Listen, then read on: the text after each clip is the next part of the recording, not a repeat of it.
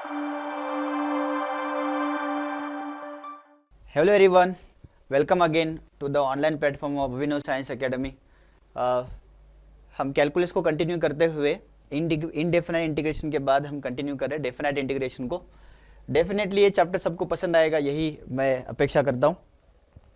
तो चलो without wasting time, वही एक इंट्रोडक्शन. जो भी मतलब पीछे की वीडियोस देखे नहीं है तो उन्होंने मेक श्योर करो कि पहले पीछे की वीडियोस देखेंगे, वरना डेफिनाइट इंटीग्रेशन आपको समझ में नहीं आने वाला है. You for definite integration you need trigonometry, you need differentiation and integration, तीनों चैप्टर लगने वाले हैं.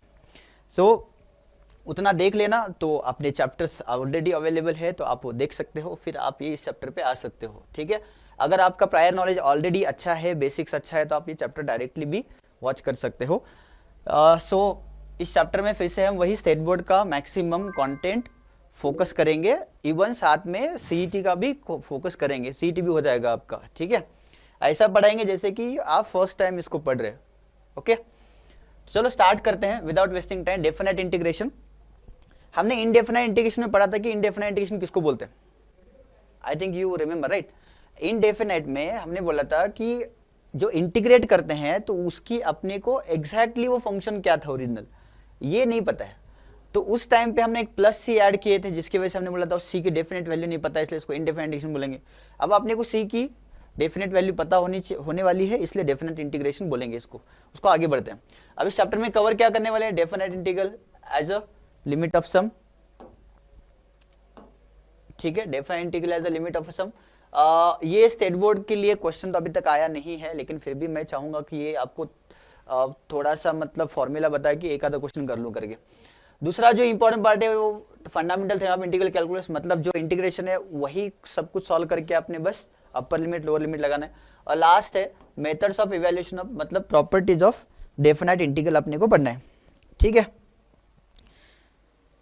तो डेफिनाइट इंटीग्रेशन के लिए जो आपका वेटेज है वो 6 और 4 चल रहा है, मतलब कंपलसरी ऑप्शनल 6 है, 6 और 4 चल रहा है.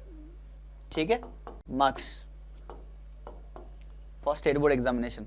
लेकिन चैप्टर छोटा भी है बेटा, ये बात याद रखना, इसलिए मत छोड़ना मत कि मतलब चैप्टर में वेटेज कम है. वेटेज तो कम है ही नहीं, 6 मार्क्स मतलब बहुत अच्छा स्कोर है, तो आप ये भी ध्यान में रख सकते हो. ठीक है, तो प्रॉपर्टीज जो है फर्स्ट 4 इंपॉर्टेंट नहीं है, लास्ट 4 जो है वो इंपॉर्टेंट है. वो सारा मैंने इंपॉर्टेंट करके यहाँ पे मार्क किया हुआ है. वो 4 प्रॉपर्टीज में से एक प्रॉपर्टीज मैक्स टू मैक्स आते रहता है, या तो 4 मार्क्स के लिए आएगा, या तो 3+1 मतलब 3 मार्क्स के लिए एक, और +1 एक एग्जाम्पल आ सकता है. बाकी एक एग्जाम्पल 3+3 भी आ सकता है एक एग्जाम्पल, और एक थ्योरम ऐसा भी आ सकता है अलग अलग. तो प्रिपेयर कर लेना उसके लिए. तो चलो definite integral as limit of sum, मैं तो चाहता हूं कि ये आप लास्ट में रखेंगे इस पॉइंट को फर्स्ट पढ़ने वाले ही नहीं. हम फोकस करते हैं सीधा सीधा यहाँ से fundamental theorem of integral calculus. ये क्या बोलता है देखो, ये बोलता है कि अगर f कंटिन्यूअस फंक्शन है, ये बात याद रखना, every continuous function is integrable function. जैसा हमने पढ़ा था every differential function is continuous, continuous did not be differentiable. ठीक है ना, ये आपने पढ़ा होगा. तो एवरी कंटिन्यूअस फंक्शन क्या होता है, इंटीग्रेबल होता है. लेकिन every integrable function did not be continuous. ये थोड़ा स्टेटमेंट याद रखना मेरा. ठीक है, कभी लग जाए अगर सीट में ऐसा कोई क्वेश्चन आ गया तो आप यूज कर लेना. ठीक है, ओके. तो डिफाइन किया है क्लोज इंटरवल पे integral of f of x अपने को दे रखा है g of x plus c करके. तो integral of a to b, देखो अपने को integral from a to b f of x dx पूछ रहा है, और आपको दे रखा है कि integration of f of x जो है ना वो जी ऑफ एक्स है करके. तो integration of f of x कितना हो गया, जी ऑफ एक्स प्लस सी हो गया. ठीक है, अब अपर लिमिट और लोअर लिमिट आपको पुट करने पड़ते हैं. पहले अपर लिमिट पुट करेंगे तो ये बन जाएगा g of b plus c, minus lower limit put करेंगे तो जी ऑफ ए प्लस सी. अब ये प्लस सी माइनस सी कटेगा तो फाइनली आंसर आ जाएगा g of b minus g of a. यही आपका क्या है, यही आपका है integral fundamental theorem of integral calculus. ठीक है ना, ए को बोलते हैं लोअर लिमिट, जो नीचे है उसको लोअर बोलेंगे लोअर लिमिट, और जो बी ऊपर है उसको बोलेंगे अपर लिमिट. ठीक है ना, अपर लिमिट आई थिंक यहाँ पे लिखा हुआ. ठीक है, ए को बोला आपने लोअर लिमिट और बी को बोला आपने अपर लिमिट. इसमें ज्यादा कुछ लॉजिक है नहीं. मतलब एक आधा कोई क्वेश्चन है इंटीग्रल ऑफ आपको साइन एक्स पूछा हुआ है फ्रॉम 0 से π/2, तो आपने करना कैसे है, इंटीग्रेशन ऑफ साइन एक्स अपने लिखना है. What is integration of sine x, वो होता है माइनस कॉस एक्स. ठीक है, फिर इस पे आपने लोअर लिमिट और अपर लिमिट यहाँ पे पुट कर देना है. अपर लिमिट पुट कर दो, माइनस कॉमन निकालता हूँ मैं, अपर लिमिट पुटूंगा तो cos पाई बाई 2, ठीक है, और लोअर लिमिट पुट करना तो cos 0 हो जाएगा, माइनस cos पाई बाई 2 0 होता है और ये -1, सो फाइनली आंसर ये +1, ठीक है। इस तरीके से करना है, सिंपल एग्जांपल दे दिया मैंने। तो चलो ये fundamental theorem of integral calculus था जो आप याद कर लो। बाकी ये प्रॉपर्टीज है विदाउट प्रूफ लगते हैं, integral from a to a f of x dx। एक हल्का सा मैं ऐड रहता हूँ डिफरेंट इंटीग्रेशन में कर क्या रहे हैं। डिफरेंट इंटीग्रेशन मतलब क्या होता है कि आपने किसी कर्व के बारे में ऐसा दिया होगा आपको और बोलेगा कि x is equal to a से लेकर x is equal to b तक जो उसकी वैल्यू आती है ये पूछेगा आपको, ठीक है। ये कर्व आपका y is equal to f of x, ठीक है। मतलब वो पूछ क्या रहा होता है कि इसने जो एरिया बाउंड किया वो बताओ कितना है। लेकिन फर्क इतना ही है डेफिनेट, इसके बाद वाला जो चैप्टर है एप्लीकेशन ऑफ डिफरेंट इंटीग्रेशन में जो एरिया फाइंड आउट करना है वो ये है। लेकिन यही अगर एरिया थोड़ा नीचे जाता, कुछ इस तरह से एरिया आ जाता, सपोज यहां से लेकर यहां तक, तो आपको जो एरिया होता ना वो अलग अलग तोड़ना पड़ता। मतलब एक्स एक्सिस के नीचे वाला एरिया का जो आंसर आता है वो नेगेटिव होता है, जो ऊपर वाला निकालेंगे वो पॉजिटिव होता है, ठीक है। तो आप डायरेक्ट निकाले जाओगे तो एरिया नहीं मिलेगा, डायरेक्ट इंटीग्रल करेंगे तो ये अलग करना पड़ेगा, ये अलग करना पड़ेगा और टोटल में से ये माइनस भी करना पड़ेगा। समझ में आ रहा है? यहाँ नेगेटिव आंसर आ सकता है। जब सपोज इसका आंसर 5 है तो वो एक्चुअली -5 होगा और इसका आंसर सपोज 2 है तो ये +2 होगा। टोटल आंसर इसका कितना आ जाएगा -3, -5 + 2। यहाँ पे जो होता है डेफिनेट इंटीग्रेशन में वो आपको नेट कैलकुलेशन करना होता है, कैलकुलेशन जो भी आएगा। लेकिन एरिया की बात करूं तो ये एरिया 5 है और ये एरिया 2 है, टोटल 7 आ जाएगा, ठीक है। इस तरह से फर्क है। तो थोड़ा सा हल्का सा याद रखना कि हम इसमें एरिया की बात कर रहे हैं करके बार बार। ओके सर, इतना तो हम याद कर लेंगे। चलिए फिर हम इसको क्यों हटा दिया मैंने, इसकी कुछ हटाने की जरूरत नहीं है। प्रॉपर्टीज के बारे में पढ़ते हैं। तो मुझे बताओ बेटा, integral a to a f of x dx क्या होगा। फर्स्ट प्रॉपर्टी 0 दे रखी है, जैसे कि एक फंक्शन है आपका, ये कर्व है और आपको पूछ रहा है कि a से लेकर a तक कितना एरिया है करके। भाई a से a तक कुछ एरिया बना ही नहीं ना, तो एरिया 0 होगा, area of a line. a से लेकर a तक कुछ आगे जाता है, a टू b इतना जाता तो कुछ एरिया बन जाता, तो बना ही नहीं, मतलब आंसर क्या होता है 0। आप ये प्रॉपर्टी लगा के भी प्रूव कर सकते हो, मतलब आपको जरूरी नहीं है कि आपने ऐसे ही करना है करके। अभी तक पूछे नहीं गए हैं फिर भी आप चांस ना लो, फिर से कर लो। सपोज मैंने कंसिडर कर लिया a2, हमने मान लेंगे प्रूफ में, इसका मान let integral of f of x dx। Suppose मैंने मान लिया कि g of x plus c है और मुझे क्या निकालना है, integration from a to a f of x dx निकालना है। Integration from a to f of x dx के लिए f का इंटीग्रेशन कितना माना है हमने, g of x plus c। कहां से कहां तक पुट करना है, a से लेकर a तक।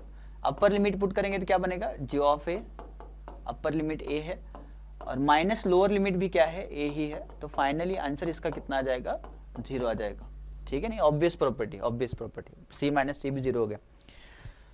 तो ये था आपका फर्स्ट वाला प्रूफ। सेकेंड वाले प्रूफ में क्या करेंगे, वही वापस कंसिडर करेंगे और आप क्या लिखेंगे यहाँ पे, आपको बोला है कि a to b f of x dx है ना, वो minus b to f of x dx। ध्यान समझना, आपको पूछ रहा है कि a to b f of x dx और b टू a में क्या फर्क होगा। भाई a टू b जाएंगे तो जो एरिया आप ऐड कर रहे हो वो आगे जा रहे हो, मतलब प्लस आ जाएगा। सपोज इसका एरिया कुछ 7 है तो वो +7 आ जाएगा। लेकिन जैसे b टू a उल्टा ऐड करोगे तो आंसर तो -7 आ जाएगा ना। अब b टू a करने जाओगे तो माइनस आ रहा है, तो उस माइनस को हटाने के लिए माइनस लगाना पड़ेगा, तो इसलिए यहाँ पे माइनस लगाए हुए हैं, ठीक है। तो एक मैंने तुमको दे दिया ज्योमेट्री के हिसाब से ग्राफिकल, और पूरा अप्रोच जो है यहाँ पे कैलकुलेशन भी दिखा देता, वो भी प्रूफ दिखा रहा हूँ मैं चारों, मतलब इंपॉर्टेंट नहीं करके छोड़ नहीं रहा हूँ। तो सेकंड प्रूफ की बात करते हैं वापस वही। सपोज मैंने मान लिया कि इंटीग्रेशन ऑफ f कितना है, g of x plus c है, ठीक है। तो पुट करने के बाद क्या मिलेगा, देखो इंटीग्रल कर लो, a to b f of x dx is equal to, by fundamental theorem of integral calculus क्या हो जाएगा, g of b minus g of a by fundamental, start में लिख रहा हूं मैं, ऑफ इंटीग्रल कैलकुलस, ठीक है ना। ये मैंने अप्लाई कर दिया, यही बोलता है वो फंडामेंटल ऑफ इंटीग्रल कैलकुलस। तो और मैंने ये भी निकाल देता हूं b to a f of x dx कितना है करके। b to a f of x dx कितना हो जाएगा, ये अपर लिमिट है g of a, lower limit है g ऑफ b। अब इसमें से मैं निकाल रहा हूं माइनस कॉमन, तो क्या बन जाएगा, g of b minus g of a। Okay, इसको इक्वेशन नंबर 1 देना है। इक्वेशन नंबर 1 से इसकी वैल्यू कितनी, ये है minus a to b f of x dx, यार f ऑफ x dx। ये देख लेना, इधर ये था इधर ये था, माइनस इधर शिफ्ट कर दो, हो गया a to b f of x d x is equal to minus b to a f of x d x बन जाएगा। ठीक है, ये था आपका सेकेंड वाला प्रूफ। और थर्ड वाले प्रूफ की बात करते हैं। थर्ड में क्या बोल रही है फिर से, ये बोल रहा है कि a to b f of x d x करो, f of t d t करो। बात तो वही है ना, इंटीग्रेशन ऑफ साइन एक्स क्या होता है, कॉस एक्स होता है, sorry integration of cos x क्या होता है, साइन एक्स होता है, इंटीग्रेशन ऑफ कॉस टी क्या होगा, साइन टी होगा। लेकिन जब लिमिट वैल्यू पुट करेंगे वो तो टी और एक्स से तो कुछ फर्क नहीं पड़ेगा ना उसको। लाइकवाइज आई टेल यू, देखो a to b f of x लिख लिया आपने, सपोज मैंने लिखा a to b f of t d t लिखता हूँ इस पर,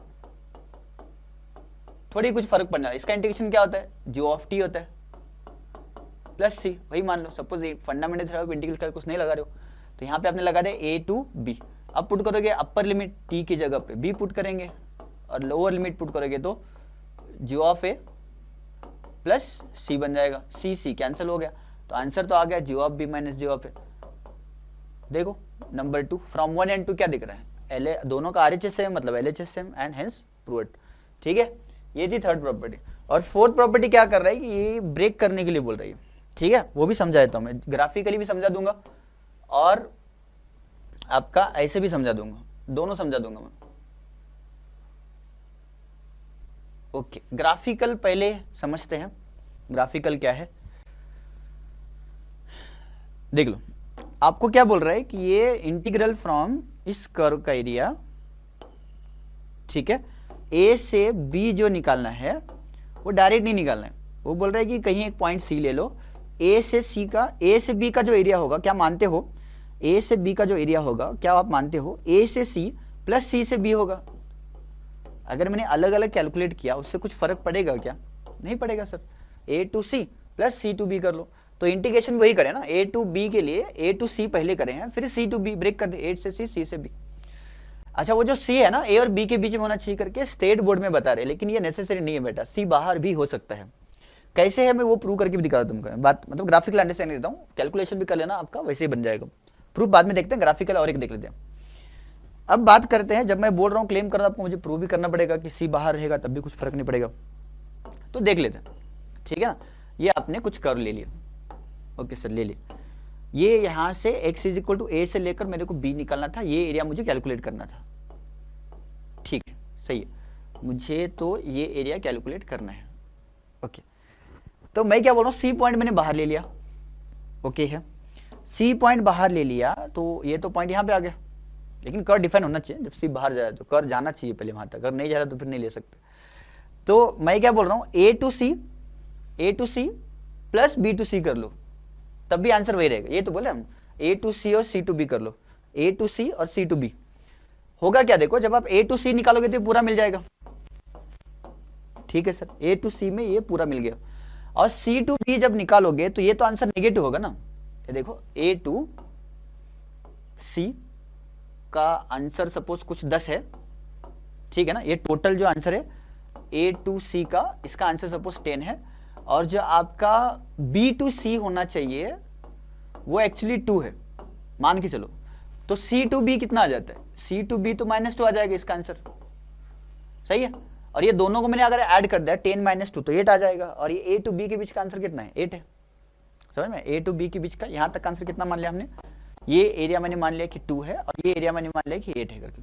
अब मैंने क्या किया, टोटल 10 यहाँ से यहाँ तक है, लेकिन सी टू बी करूंगा तो आंसर -2 आ जाएगा, तो ये सी टू बी वाला -2 इसमें से ऐड कर दूंगा 10 में, टोटल में यहाँ से वहाँ तक का, तो आंसर कितना बच जाएगा, 8 बच जाएगा। ये टोटल 10 में ये -2 हो जाएगा, क्योंकि हमने सी टू बी करे हैं, उधर से इधर आए हो, इसलिए कुछ फर्क नहीं पड़ेगा कि आपका सी कहाँ लाई करता है। ओके, चलो अब प्रूफ की बात करते हैं, थोड़ा प्रूफ की बात कर लेते हैं, देख लेना, यही लिखा है मैंने और इसको ही मैं कंटिन्यू कर रहा हूं। इसमें मैंने एक पॉइंट ले लिया और मैंने ऐसे पुट कर दिया, g of b minus g of c minus g of a plus g of c. ठीक है सर, ये दोनों को क्लब कर लेता हूं मैं, g of b minus g of c करके, एक ब्रैकेट में आ गया, इन दोनों माइनस कॉमन लेना, तो g of a minus g of c बन जाएगा। लेकिन इसका मीनिंग क्या होता है, ये होता है integral from b to c f of x d x, और इसका मतलब क्या होता है, मैंने कुछ गड़बड़ तो नहीं किया, ऐसा तो लग रहा है मेरे को, ये उल्टा करना चाहिए था, है ना। इसको लिखता हूं मैं plus g of c minus g of a लिख देता हूं, ठीक है। तो ये क्या बन जाएगा, c to a f of x d x हो गया। क्या कर लिया मैंने, कुछ तो गड़बड़ कर लिया मैंने, b to c, a to c होना चाहिए था, a to c, c to b, अरे वहां पे कुछ गड़बड़ किया है।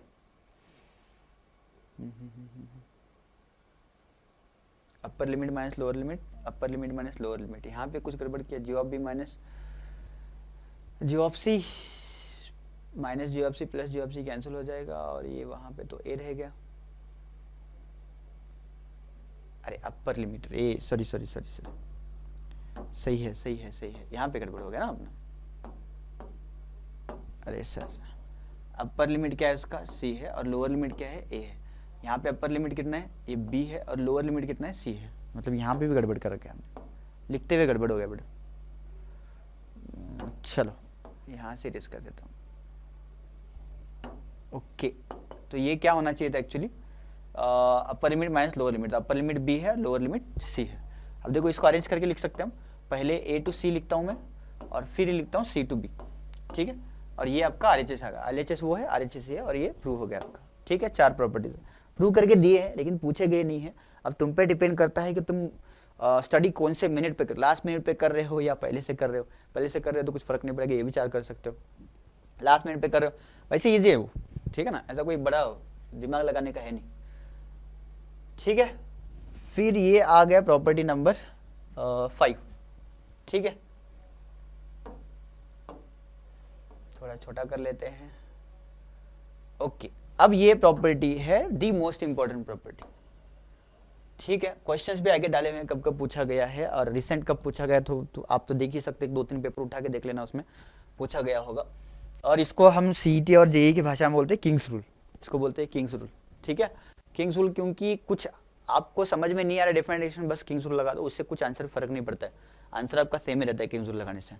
किंग्स रूल क्या बोलता है, अगर आपने a to b f of x d x निकालना है, तो आपने x की जगह पे अगर a plus b minus x करते हो, a lower limit plus upper limit minus x करते हो, ये देख लेना, a plus b minus x करना है। यहाँ पे जो भी है उसको सब्ट्रैक्ट कर देना है, यहाँ पे जो कुछ भी है ये दोनों ऐड करके उसमें से ये सब्ट्रैक्ट कर देना है। तो क्या दिखेगा, जो आंसर आएगा वो दोनों सेम होंगे। तो आपने को प्रूव भी तो करना पड़ेगा, और ये इंपॉर्टेंट है, तो मैं प्रूव करके देता हूँ, ठीक है। चलो रेडी हो सब लोग।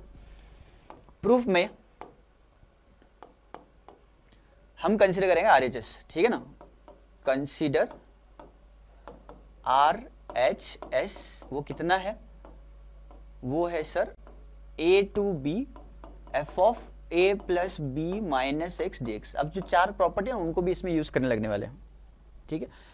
अब मुझे क्या करना है, इसको उठा के ऐसा बनाना है, मतलब सिंपल एक्स बनाना है। तो एक काम करता हूँ, a plus b minus x हटा के उसको t कर देता हूँ, मतलब f of t d t भी तो सेम है ना, हमने प्रूव कर लिया। a to b f of x करो या a to b f of t करो, आंसर सेम ही रहता है, ठीक है ना। जो वेरिएबल है वो मैटर ही नहीं करता, वेरिएबल है, विलियम शेक्सपियर ने कहता है what is it in the name, वैसे what is it in the variable, कोई भी आ जाए डेफिनेट इंटीग्रेशन में कुछ फर्क पड़ने वाला नहीं है। फिर वो क्वेश्चन एक्स में करो या टी में करो या थीटा में करो या अल्फा में करो या बीटा में करो या गामा में करो, कुछ भी कर लो, तुम्हारी मर्जी है, ठीक है। तो इस क्वेश्चन में क्या करने वाले हम, सब्स्टिट्यूशन पुट करेंगे, ये वाला अपने को ठीक करना है, a plus b minus x is equal to t. Differentiate करेंगे तो a का डेरिवेटिव 0, b का डेरिवेटिव 0, माइनस x का डेरिवेटिव होता है 1, उसके साथ में रह जाएगा dx, और ये आ गया dt। और इसके साथ में एक और काम करना होता है, आपको लिमिट्स चेंज करने होते हैं। लिमिट्स चेंज करने के लिए मैं एक डब्बा बना के दिखाता हूँ आपको, ये ज्यादा फॉलो कर लेना, मतलब आपको आसानी से तकलीफ नहीं होगी, आपको लिमिट कैसे चेंज करना है वो देखने के लिए। आपके क्या करना, x का लोअर लिमिट है a और अपर लिमिट है b, ये दोनों यहाँ पे लिख लेना, लोअर लिमिट और अपर लिमिट a और b। x is equal to इसमें पुट करना, क्योंकि तभी तो t की वैल्यू मिलेगी। x is equal to a put करूंगा तो क्या मिलेगा, a plus b minus a मिलेगा, इज इक्वल टू टी, तो minus a plus a cancel, answer आ रहा है b, मतलब यहाँ पे आ गया b। सिमिलरली आपने x is equal to b put करना, a प्लस बी, x की वैल्यू अभी b है, तब t की वैल्यू कितनी होगी, ये दोनों कैंसिल हो गया, आंसर आ गया। इस तरह से टेबल बना लेना, मतलब जब x a है तो t b है, जब x b है तो t a है, ये दोनों उठा के RHS में पुट कर देना। तो क्वेश्चन क्या बनेगा, देखो अभी लिमिट्स क्यों चेंज किए, अगर नहीं करना चाहते हो तो आपको जब क्वेश्चन सॉल्व करेंगे आप वापस आपको x में कन्वर्ट करके फिर क्वेश्चन लिखना पड़ेगा, मतलब आंसर लिखना पड़ेगा। तो x में वापस रिकन्वर्ट नहीं करेंगे, जैसे कि इनडेफिनेट में कर रहे थे, सीधा हमने x की वैल्यू ही जब t में कन्वर्ट कर दे तो उनके वैल्यू लिमिट्स भी क्या कर दे, t में ही कन्वर्ट कर दे, ठीक है। तो लिख दो, जब a है तो b है और जब b है तो a है, और इसको हमने t बोला है, तो ये f ऑफ t और dx की जगह पे क्या आ रहा है अपना माइनस dt, माइनस उधर चला जाएगा, माइनस dt। ओके, अब एक प्रॉपर्टी बता, इस माइनस को मैं हटा सकता हूँ लिमिट्स को उल्टा करके, तो मैं लिमिट को उल्टा कर रहा हूँ, integral from a to b f of t dt। क्या प्रॉपर्टी लगा दी हमने सर? प्रॉपर्टी हमने लगा दे since integral from a to b f of x dx is equal to होता है minus b to a f of x dx। Limits change करना है आपको, तो आपको साइन भी चेंज करना पड़ेगा, ठीक है ना? That is the property. Property लिखने पड़ेंगे तभी मार्क्स मिलेंगे फुल आपको। फिर उसके बाद वापस चलते हैं आगे की स्टेप पे। अब और एक है, लेकिन आंसर तो x में था, तो x में कन्वर्ट करते हैं। What is it in the name? वही विलियम शेक्सपियर की किताब है वापस। इससे क्या फर्क पड़ेगा? वेरिएबल्स से क्या फर्क पड़ने वाला है ना? What is it in the variable, ठीक है ना? तो बार बार आपके क्लास में टीचर्स वगैरह बताते रहेंगे 9, 10 में वगैरह, आपने सिंबल्स पे डिपेंड नहीं रहना है, सिंबल्स पे डिपेंड नहीं रहना है, आप कंफ्यूज हो जाओगे, फिर सिंबल्स पे डिपेंड ही नहीं रहना है अपने को।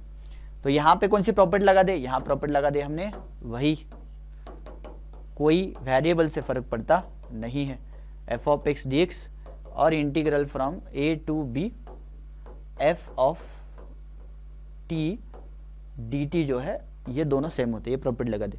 अब यही क्या था अपना? यही था आपका LHS, और लास्ट में फिर से फाइनल में स्टेटमेंट लिख देना, एंड हेंस द प्रूफ।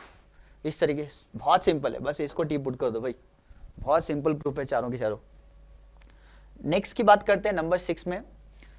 ये वही है, ये a टू b, अगर मैंने यही लगा दिया 0 प्लस a माइनस एक्स लगा दिया इसमें, तो क्या बनेगा? ये a माइनस एक्स ही तो बनेगा, मतलब प्रीवियस वाला ही है।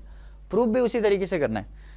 फिर भी मैं प्रूफ में मतलब कंफ्यूजन नहीं करूंगा, मैं प्रूफ करके दिखा दूंगा यहाँ पे, ठीक है ना? प्रूफ में प्रूफ देख लेना। वही फिर से कंसीडर RHS बोलेंगे हमने कंसीडर कर लिया RHS। क्या है? 0 to a f of a minus x d x. अब मेरे को क्या करना है, इस x माइनस एक्स को ऐसे सिंपल बनाना है, मतलब वापस a माइनस एक्स को क्या करूंगा मैं? टी पुट कर लूंगा। तो put a minus x is equal to t. Differentiate करेंगे तो क्या बनेगा? ये a का डेरिवेटिव 0 होगा, x का डेरिवेटिव 1 होगा, तो इधर dx रह जाएगा और उधर बन जाएगा dt। तो dx की वैल्यू कितनी मिल गई अपनी? Minus dt। जैसे हमने प्रीवियस थ्योरम में लिमिट्स चेंज करे थे, उसी तरीके से फिर से हम लिमिट्स को चेंज करने वाले हैं। कैसे करेंगे सर? अब तो हमको याद हो गया, ये x है, ये t है, और यहाँ पे x की लिमिट्स लिखेंगे 0 और a करके। x की वैल्यू 0 करेंगे तो a minus 0 is equal T बनेगा, तो उस टाइम पे t a बन रहा है। तो x जब a रखेंगे तो वो a माइनस a बन रहा है इज इक्वल टू टी, मतलब t उस टाइम पे 0 बन रहा है। ये आपका इधर से आ गया लिमिट्स, ठीक है? लिमिट्स भी पुट करने हैं। तो चलो लिमिट्स की बात करते हैं, तो फिर से RHS कंटिन्यू करते हैं। RHS is equal to integral from 0, जब x 0 है तो t a है, और जब x a है तो t 0 है, और ये f of a minus x को मैंने बोला है t, और dx की वैल्यू निकल के आ गई है माइनस dt। अब मुझे बताओ, फिर से वही, माइनस को हटाने के लिए हमको लिमिट चेंज करना पड़ेगा। यस सर, करेक्ट है। तो लिमिट चेंज करने के लिए प्रॉपर्टी लगा दो, तो ये बनेगा 0 to a f of t dt। Okay sir, what is the property? Property है integral from a to b f of x dx is equal to minus b to a f of x dx। ये आपने लिखना। वैसे मुझे लिखने का कोई शौक नहीं है, मैं तो बहुत मतलब क्या बोलूँ, लेजी पर्सन हूँ मैं, बहुत मतलब बहुत। और वैसे बोला था कि लेजी पर्सन से क्या होते हैं? स्मार्ट होते हैं। तो स्मार्ट पीपल, लेजी पर्सन क्या करेगा? वो तो काम अपना कम करने की कोशिश करेगा, लेकिन कभी कभी चॉइस नहीं होता, इसमें तुम्हारा लॉस हो जाएगा, इसलिए मैं सब कुछ लिख रहा हूँ, ठीक है? तो काम बचाना बार बार लेजी पर्सन ढूंढते ही रहता है, मतलब ये काम जल्दी कैसे हो जाएगा, हल्का कैसे हो जाएगा, मुझे बर्डन नहीं होना चाहिए, तकलीफ नहीं होनी चाहिए, इस तरह का। और जो मैं क्लास में पढ़ाता हूँ, स्टूडेंट्स भी यही बोलते हैं, कभी कुछ अगर रह गया तो बोलते हैं कि नहीं सर आपके जैसे ही हम भी हैं, क्योंकि आप लेजी होते हैं, हम भी लेजी हैं करके। लेकिन आप ऐसा मत करना, आपको पढ़ना पड़ेगा, अब ये लेजी होने का टाइम नहीं है, ठीक है? चलिए आगे बढ़ते हैं। एक लास्ट स्टेप और लिखनी है अपने को। RHS इधर चल रहा है, तो अभी ये देखो वही आ गया। फिर what is it in the variable? तो वेरिएबल तो चेंज कर दो, कुछ फर्क नहीं पड़ता है। 0 to a f of x d x. Reason क्या था अपना, रीजन ये है integral from a to b f of x d x निकालो या a to b f of t d t निकाल दो, दोनों में कुछ फर्क नहीं पड़ने वाला है। और यही आपका LHS था जो प्रूव करना है अपने को, और हेंस द प्रूफ। ठीक है, बाद में लास्ट में आपको तो पता ही, फॉर्मेलिटी पूरी करके वापस स्टेटमेंट लिख दो और that is your final answer. ठीक है, चलो एक और प्रॉपर्टी है, अभी भी दो प्रॉपर्टी बाकी है, 7th और एक 8th प्रॉपर्टी। ठीक है ना, दो प्रॉपर्टी है, ये लास्ट होती है, इवन ऑड वाली लास्ट, मतलब मेरा आगे पीछे हो गया, नहीं सही चल रहा है, 7 और वो इवन ऑड वाली लास्ट है। ठीक है ना, अब इसके लिए कैसे करेंगे सर, आपने अभी तक RHS कंसिडर करते आगे, अब इसका क्या करोगे बताता हूँ क्या करना है। इसमें बेटा इसको मैं स्टेटमेंट को वापस लिख कर लेता हूँ थोड़ा, ठीक है ना। टू प्रूव दैट क्या प्रूव करना है अपने को, integral from 0 to 2a f of x dx is equal to integral from 0 to a f of x dx plus integral from 0 to a f of 2a minus x dx।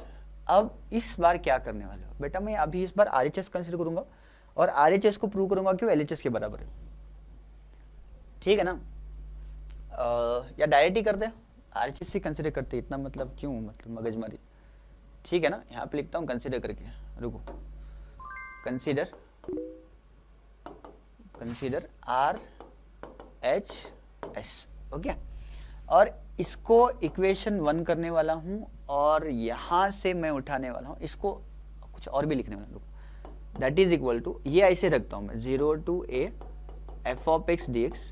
इसमें जो गंदा दिख रहा है ना वो एक ही पार्ट है, f of 2a minus x, क्योंकि LHS में पूरा की पूरा f of x बैठा हुआ है और इधर एक f of x और f of 2a minus x है। तो मैं एक काम करता हूँ, ये भी अगर f of x बन जाता है किसी तरीके से, तो शायद हमारा proof completely f of x में आ जाएगा और लिमिट्स भी चेंज हो जाएंगे, यही अपना लॉजिक चल रहा है अभी। तो मैं क्या करता हूँ, इस इंटीग्रल को मानता हूँ I1, ठीक है, और इसको इक्वेशन 1 देते हैं, और वो I1 को f of x में कन्वर्ट करके लाकर इसमें पुट करते हैं वापस, फिर देखते हैं क्या लॉजिक, मतलब क्या जादू होता है करके। ठीक है ना, ओके सर, जैसा आप बोले, यहाँ तो कोई बोलने के लिए है ही नहीं, रिकॉर्ड ही कर रहे सामने, मतलब फ्रंट में होते तो ज़्यादा मज़ा आ जाता। लेकिन देखते हैं, अगर कमेंट्स कर सकते हो कमेंट्स करो, मैं कमेंट्स पढ़ लूँगा, वही अपना इंटरेक्शन होगा, समझ लूँगा मैं। ठीक है ना, कोई सजेशन है तो भी डाल सकते हो उसमें। चलो, तो वेयर I1 डिक्लेयर करना पड़ता है ना, I1 किसको बोला है आपने, 0 to a f of 2a minus x dx। I1 पसंद नहीं आ रहा, कुछ और भी रख सकते हो, I फॉर इंटीग्रेशन चल रहा है, ठीक है ना, I फॉर इंटीग्रेशन। I1 क्यों लिखा मैंने, 1 यूज ही नहीं किया कहीं पे, वाओ, तो 1 भी हटा सकता हूँ मैं ना, डिलीट। ओके, ये देखो आ गया अभी, ये सुंदर सा I is equal to f of 2a minus x। अब मुझे क्या करना है, इस 2a minus को घटाना है, जिसमें क्या करता हूँ, put 2a minus x is equal to, अब तो तुमको याद ही हो गया क्या करने का, स्टेप से फिक्स है, डिफरेंशिएट करेंगे, 2a का डेरिवेटिव 0 होता है, माइनस ये dx आ गया इज इक्वल टू dt, तो dx बन रहा है आपका माइनस dt। अब बताओ, मुझे लिमिट्स भी तो चेंज करना है साथ में, मैंने बोला नहीं चेंज करेंगे तो भी चलेगा, वो तुम्हारी मर्जी है। अभी बोर्ड के ऊपर ज़्यादा मतलब ये मत करो, अपने दिमाग मत चलाओ, जैसे वैसा लिखने की कोशिश करो। x इज इक्वल टू 0 रख दूंगा तो देखो x की 0 वैल्यू 0 हो गई, तो बस 2a बचता है, तो t की वैल्यू उस टाइम पे 2a हो रही है 0 पुट करने के बाद में, और आगे a पुट करना है ना, x की वैल्यू a पुट करते तो 2a माइनस a बन जाएगा, तो t की वैल्यू बन रही है a, ये लिमिट चेंज होकर आ गया अपने। तो चलो RHS कंसिडर करते हैं, RHS क्यों यार, इक्वेशन नंबर 1 से ना, therefore I is equal to integral from, जब 0 है तो ये 2a है, ओके, और जब ये a है तब ये a ही है, वाओ, ये तो अच्छा ही है, मतलब a का जगह पे a है यार। f of 2a minus x को मैंने बोला है t, तो ये f ऑफ t बन गया, और dt dx की वैल्यू आ गई माइनस dt, सही है। अब फिर से इस माइनस को चेंज करने के लिए मैं क्या करूंगा, लिमिट्स को उल्टा कर दूंगा, a से 2a f of t dt। यहाँ पे मैंने थ्योरम नहीं लिखा हुआ इस बार, फॉर्मूला इतने बार तो लिख चुका हूँ, तो आप लिख लो यहाँ पे, कौन सा लिखना है, चेंज ऑफ लिमिट का, ठीक है ना, यहाँ पे लिखता हूँ a टू b, शॉर्ट में लिख रहा हूँ, आपने मत लिखना एग्जाम में, माइनस b टू a हो जाता है, ठीक है। और दूसरा कौन सी प्रॉपर्टी लगानी है अपने को, हमको लगानी है वेरिएबल में क्या रखा है ना, वेरिएबल चेंज करने से कुछ फर्क पड़ने वाला नहीं है। एफ ऑफ एक्स रहने दो या एफ ऑफ टी रहने दो, दोनों सेम ही होते हैं, ठीक है ना। अरे इतना सब कुछ लिखा हो तो लिख देता हूँ, ये हमने प्रॉपर्टी लगा दी, सही है ना, ये सब देख लो। तो ये वैल्यू उठा कहाँ रखने अपने को, इक्वेशन नंबर 1 में। देयरफॉर फ्रॉम वन यहाँ से कलर चेंज करके चलते हैं, are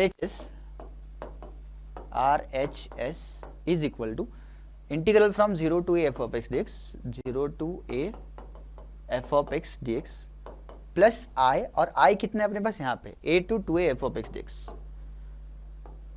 a to 2a f of x dx।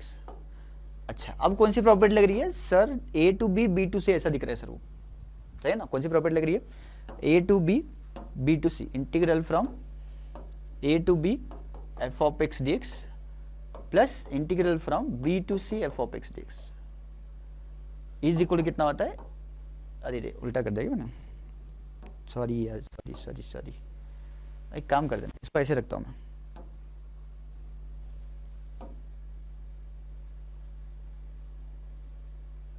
ठीक है। प्रॉपर्टी क्या आती है अपनी, is equal to integral from a to c f of x dx plus integral from c to b f of x dx। मतलब c पे break कर सकते हैं, तो ये ब्रेक कहाँ हो रहा है, वो तो दिख ही रहा है आपको, a पे ब्रेक हो रहा है, 0 से a और a से 2a, आधा आधा कर दिए, तो ये क्या बन जाएगा फिर, ये फाइनली आंसर बन जाएगा आपका 0 to 2a क्लब करके f of x dx आप लिख सकते हो, और यही आपका LHS है, हेंस प्रूव्ड। देखो LHS 0 से 2a f of x dx, इस तरह से बहुत सुंदर है। फाइनल में फिर से स्टेटमेंट लिखना और प्रूव कर लेना, ठीक है। तो चलो फिर से ये भी इंपॉर्टेंट है, वेरी वेरी इंपॉर्टेंट, तो आपने इसको भी करना ही है, छोड़ना ही नहीं है। इसको प्रूव करने के लिए थोड़ा सा आपको दो, ये जो ऑड फंक्शन किसको बोलते हैं और इवन फंक्शन किसको बोलते हैं, इसका आइडिया होना चाहिए। तो पहले पढ़ते हैं कि किसको ऑड फंक्शन बोला जाता है, किसको इवन फंक्शन बोला जाता है। तो प्री रिक्विजिट है कि आपको ऑड इवन फंक्शन क्या होता है समझना चाहिए। देखना बेटा, अगर आपको कभी चेक करना है फंक्शन ऑड है या इवन है, तो क्या करना, आपका जो गिवन फंक्शन होगा उसमें आपने क्या करना, जो x होगा ना अंदर, उसकी जगह पे -x पुट करना, उस फंक्शन में x की जगह पे -x रिप्लेस कर देना।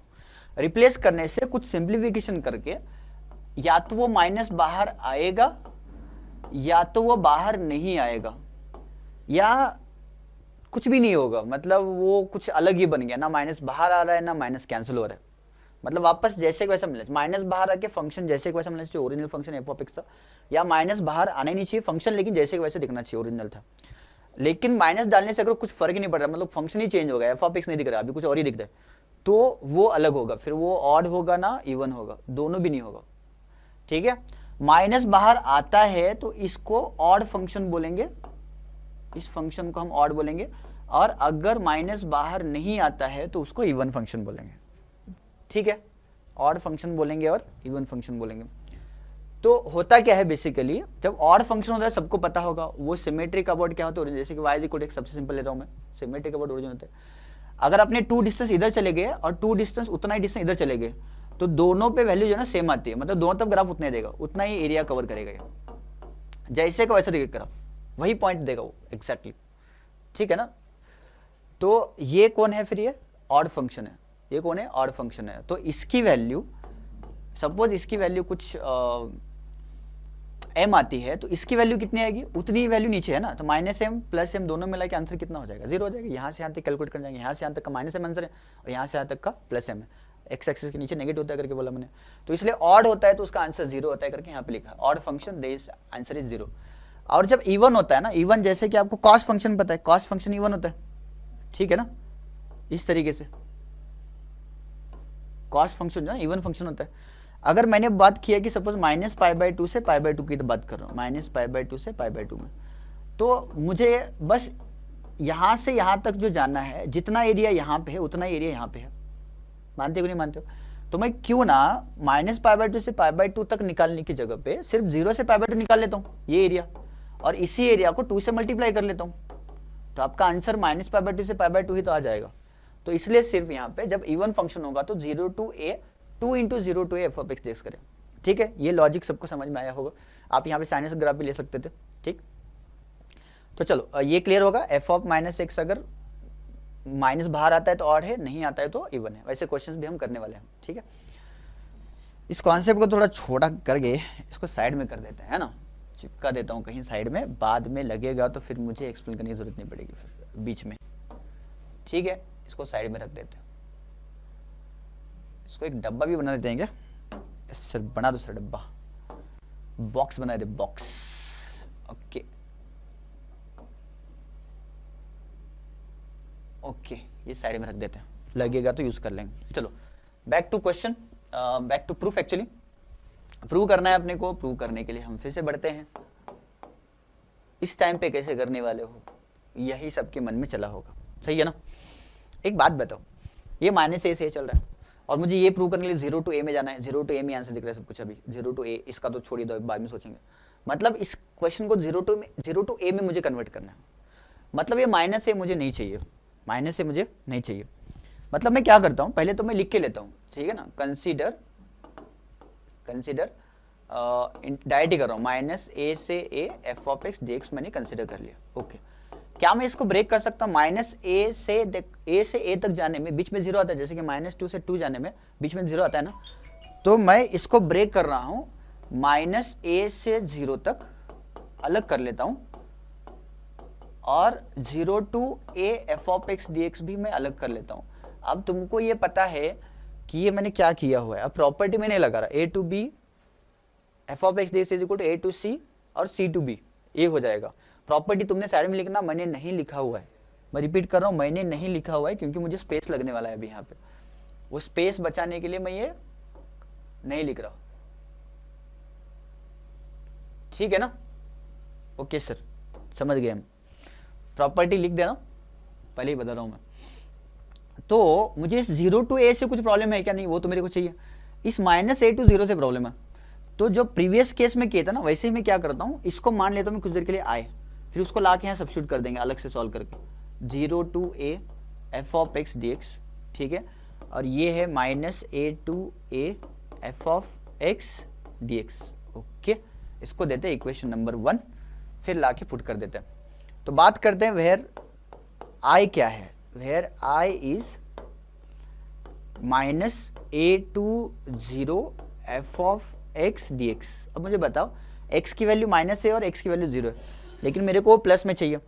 तो एक काम करते हैं, x को माइनस कर देते हैं, x को नेगेटिव बना देते हैं। मतलब क्या, x को t नहीं, x को माइनस टी पुट करता हूँ इस बार में। देखो मैंने क्या बोल रहा हूँ, x की वैल्यू जब मैं कन्वर्ट करने जाऊंगा तो आपको पता है x की वैल्यू क्या क्या है, x की वैल्यू या तो -a है और दूसरा 0 है। अगर मैं -t कर लिया इन केस, यहाँ पे -t कर लिया, तो फिर ये माइनस माइनस प्लस हो सकता है, तो मैं इसलिए x को पुट कर रहा हूं -t इस बार। अब ये डिफरेंशिएट करेंगे तो कितना मिलेगा, dx is equal to -dt।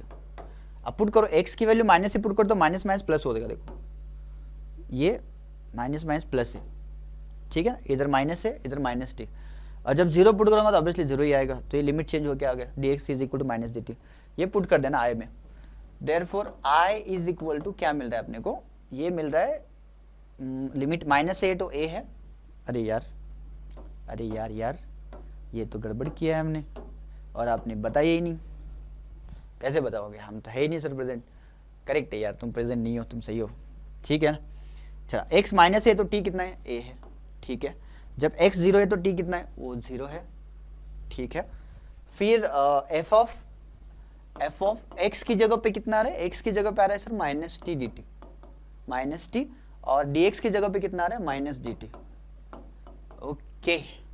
अब इस माइनस को हटाने के लिए, इस माइनस को, ये वाले माइनस को हटाने के लिए मुझे लिमिट चेंज करने हैं, ये तो सबको जानते हैं, 0 to a F of -t dt, -t dt, ये माइनस हटा दिया, यहाँ पे रीजन लिख देना, a to b is equal to -b to a, ऐसा शॉर्ट मत लिखना वरना बहुत मार खाओगे, ये ऑनलाइन वाला पंच बहुत भारी पड़ेगा, समझ आ रहा है। ओके सर, अब क्या करें, अब आपको पता है ना, वो t में रहे या x में रहे, हमको क्या फर्क पड़ता है, तो हम t से उठा के हम क्वेश्चन को x में कन्वर्ट कर लेंगे। तो वही वेरिएबल में क्या रखा है, तो वेरिएबल को चेंज कर दो, 0 to a F of -x dx, okay. अब इसको करेंगे फ्रॉम 1, इसको ले जाके पुट करते, 0 to a में हमने कन्वर्ट कर लिया और इसको लाके यहाँ पे पुट कर देते। तो देखो 1 में LHS था आपका minus a to a f of x d x, और RHS में आपका चल रहा है आई की वैल्यू आ गई 0 to a f of minus x d x, correct है, प्लस इधर के साइड में चल रहा है 0 to a f of x d x. एक बात बता, दोनों का इंटीग्रल तो सेम ही दिख रहा है, तो 0 to a f of x d x बाहर निकाल लेते हैं, 0 टू ए बाहर निकालते हैं, तो अंदर क्या बचेगा f of minus x plus f of x d x. ठीक है, इधर चल रहा है आपका minus a to a f of x d x. ठीक है, अब मैं देता हूं इस इक्वेशन को नंबर 2। ठीक है, यस सर, ठीक है सर, ठीक है सर। अब देखो ध्यान सुनना, कलर चेंज करते हैं। If case 1, if f of x is even function, F of x is N even function, therefore क्या होता है, एफ ऑफ माइनस एक्स बन जाता है आपका एफ ऑफ एक्स, और इसको करेंगे पुट 2 में, देयरफॉर फ्रॉम 2 क्या बनेगा, ये बनेगा integral from minus a to a f of x d x is equal to integral from 0 to a f of minus x बनाया एफ ऑफ एक्स, तो f of x plus f of x बन गया, f of x plus f of x d x, तो ये बन क्या गया 2 times F of x, तो 2 times 0 to a f of x d x. ये हो गई case number 1। So what is case number 2? Case number 2 है sir, if f of x is an odd function, ठीक है ना, एन ऑड फंक्शन लिखना, odd function है, अगर ऑड फंक्शन है तो क्या बन जाता है सर, अभी बता दिया आपने, अभी भी लिखा हुआ है ऊपर, एफ ऑफ माइनस एक्स क्या बन जाता है, माइनस एफ ऑफ एक्स, मतलब माइनस बाहर आ जाता है उसका। ठीक है, तो देयरफॉर फ्रॉम 2 क्या मिलेगा, फ्रॉम 2 मिलेगा इस क्वेश्चन में, इसमें पुट करेंगे minus a to a f of x d x is equal to integration from 0 to a f of minus x बना है माइनस एफ ऑफ एक्स, और उधर चल रहा है plus f of x d x. ठीक है, ये दोनों कैंसिल हो जाएंगे, तो आंसर 0 आ गया। तो what is the conclusion, conclusion कहाँ लिख दे, फ्रॉम केस 1 एंड केस 2 क्या मिलेगा, केस 1 और केस 2 से ये मिल जाएगा, डायरेक्ट लिखता हूँ मैं, case 1 and case 2, minus a to f of x d x 2 times होता है अगर इवन फंक्शन है, इज इक्वल 0 होता है अगर ऑड फंक्शन है। ठीक है, तो ये थे आपके 4 दी मोस्ट इंपॉर्टेंट थ्योरम्स। ठीक है ना, अब इसके बाद हम क्वेश्चन से क्वेश्चंस करने वाले हैं, और एक पॉइंट छोड़ा है हमने, इंटीग्रल एज लिमिट ऑफ सम, उसको बाद में देख लेते हैं। ठीक है, सबसे लास्ट में क्वेश्चंस नहीं आते मेरे हिसाब से, एक बार या पूछा गया बहुत पुराने में, अभी तक तो पूछा नहीं गया, लेकिन मैं फिर भी पढ़ाना चाहूँगा उसको, छोड़ना नहीं चाहूँगा मैं। ठीक है, ओके, लेट्स कंटिन्यू। सबसे पहला MCQ के क्वेश्चन ही है, 4 क्वेश्चन है, रख दिए हैं मैंने, ताकि आपको MCQ का भी थोड़ा सा आइडिया रहे करके। ओके सर, अच्छा कर दिए आपने। क्वेश्चन नंबर 1 इंटीग्रल में पूछ रहा है, देखो 0 to alpha 3x square d x is equal to 8 दे रखा है, और पूछ रहा है कि अल्फा कितना होता है बताओ करके, तो सॉल्व कर लेते हैं। 3 constant, integration of x square कितना होता है सर, वो x³ / 3 होता है सर, और ये कहाँ से कहाँ तक है, 0 से लेकर अल्फा तक है, इज इक्वल टू 8। ओके, ये 3 और ये 3 कट जाएगा, अल्फा अपर लिमिट पुट करो, फिर लोअर लिमिट पुट करना, ये याद रखना, upper limit minus lower limit, तो alpha cube is equal to 8, तो अल्फा इज इक्वल टू आ गया आपका, अल्फा इज इक्वल टू आ गया आपका 2। ये आपका फर्स्ट क्वेश्चन है, अल्फा इज इक्वल टू 2 हो गया। इतना सुंदर सा सिंपल सा क्वेश्चन था। और सेकेंड क्वेश्चन में क्या दे रखे हैं, बोले कि integral from 4 to 9 1/√x dx कितना होता है पूछ रहे हैं। अब 1/√x dx का इंटीग्रेशन तो पता ही है, 2√x होता है, तो ये तो हमने कर लिया। ठीक है ना, फॉर्मूला याद करें, 4 to 9। अब 2 को बाहर निकाल देता हूँ, √9 माइनस √4, सही है। √9 कितना होता है सर, वो तो होता है 3 सर, ओके। और ये कितना होता है, 2 होता है, 3 - 2 कितना होता है 1, 2 × 1, फाइनल आंसर इज 2। अरे वाह, इसका भी आंसर 2 ही आ गया, वो भी चार्ली ही ऑप्शन है, सी ही है दोनों का। और 2 क्वेश्चन करने के लिए इधर आ जाते हैं। अच्छा, एक शॉर्टकट दे देता हूँ, अब ये एमसीक्यू में तो आप लगा सकते हो, लेकिन स्टेट बोर्ड में नहीं लगा सकते। मतलब आपको ये थोड़ी देखना कैसे निकाले हैं करके। एक शॉर्टकट जो सीईटी के लिए और जेई के लिए बहुत इंपॉर्टेंट है, ध्यान सुनना, और प्रूव भी करने वाले हैं। a to b f(x) upon f(x) plus f(a + b - s) अगर कहीं दिख रहा है तो इसका आंसर आता है बस अपर limit minus lower limit divide by 2। ठीक है ना। अभी कैसे आता है, एक क्वेश्चन आया हुआ था पुराना, तो मैंने डाल दिया है। उस टाइम पे करके देखेंगे हम प्रूव। तो उसके लिए मुझे बताओ, अरे यार ये तो ऑड इवन फंक्शन में तो इवन फंक्शन है, कोई बात नहीं। एक बात बताओ, मैंने क्या बोला, देखो वहां पे लगता है कि पहले -π/2 + π/2, अच्छा ये इवन फंक्शन है, पहले वही देखते हैं थर्ड क्वेश्चन का। अगर ये इवन फंक्शन है तो क्या होता है रे, 0 to π/2 आधा कर सकते हैं ना। देखो x के जगह माइनस रख दो, पावर 4 मतलब इवन पावर है ना, तो माइनस बाहर आए या ना आए क्या फर्क पड़ता है, क्योंकि पावर 4 हो जाएगा तो फिर से प्लस ही हो जाएगा। तो इवन फंक्शन है, इवन फंक्शन है तो उसको डबल कर सकते हैं, 0 से π/2 sin power 4x upon sin power 4x plus cos power 4x dx। अब मुझे बताओ 0 + π/2 - x अगर इसमें करते हैं सॉरी f(x) में, तो ये क्या बनेगा, साइन बन जाएगा cos। π/2 - x क्या होता है, sin π/2 - cos होता है, तो ये वही दिख रहा है, f(x) f(a + b - sin x sin x sin of a + b - x। मतलब इसका आंसर कितना आ जाएगा, just 2 × π/2 - 0 upper limit -0 upon 2 2 cancel हो गया और आंसर आ गया आपका π/2। ये ऑप्शन आपका फिर से चार्ली आ गया। वाओ क्या इंटरेस्टिंग चल रहा है आज। मार्च 2024 का क्वेश्चन है, x³ sin पावर 4s का इंटीग्रल पूछ रहा है। मुझे एक बात बताओ, ये एक बात याद रखना, जब भी इंटीग्रल -a to a होता है, जब भी इंटीग्रल -a to a होता है, ठीक है ना, ये देखो -a to a होता है, सेम नंबर से सेम नंबर प्लस और माइनस चल रहा है, तो आपने ऑड और इवन चेक करना है। ऑड इवन कब चेक करना है, सेम नंबर से सेम नंबर पे प्लस माइनस चल रहा है, -a से a, -2 से 2, -π से π, -π/4 से π/4, -π/2 से π/2, -1 से 1, -3 से 3, ऐसा जब भी चल रहा है तो पहले ऑड इवन फंक्शन चेक कर लेना। ऑड आ गया तो आप लकी हो, क्योंकि पता है देखो आपको ऑड पे आंसर 0 हो जाता है ना, और इवन आ गया तो डबल कर लें, थोड़ा सा काम बच जाएगा अपना, ज़्यादा कुछ नहीं होगा। तो इस क्वेश्चन में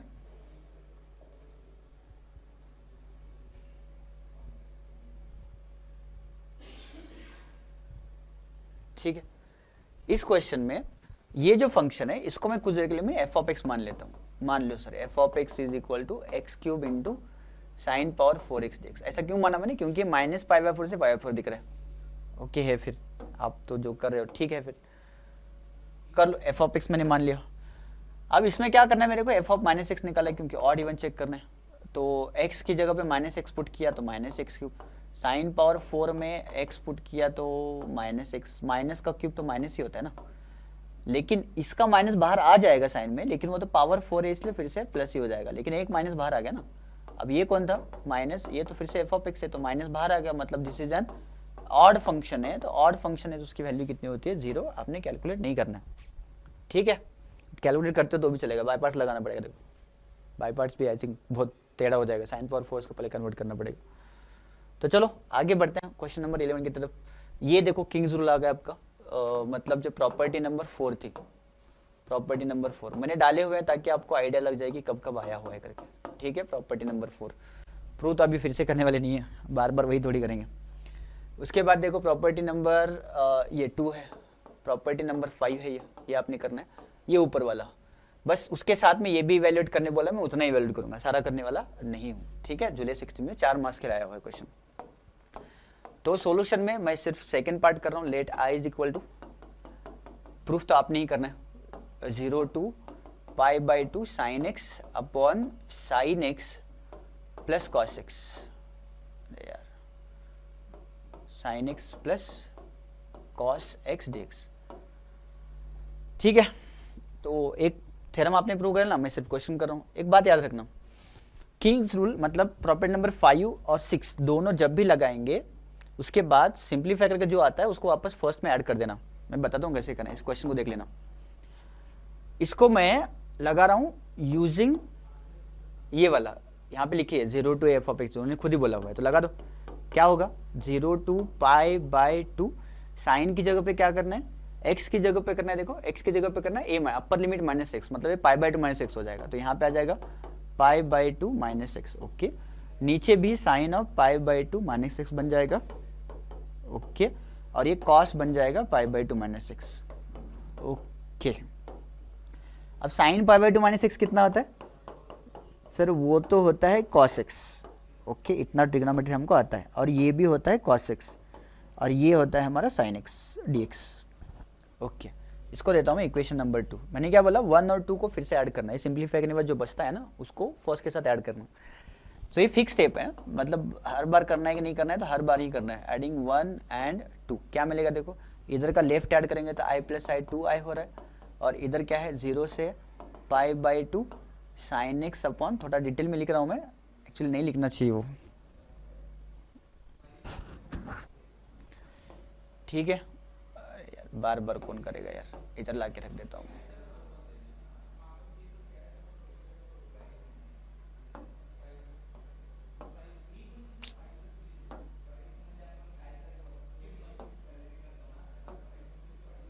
ये आपका ये वाला प्लस प्लस और इसको ऐड कर देना है ना, इसको ऐड कर देना है हमने,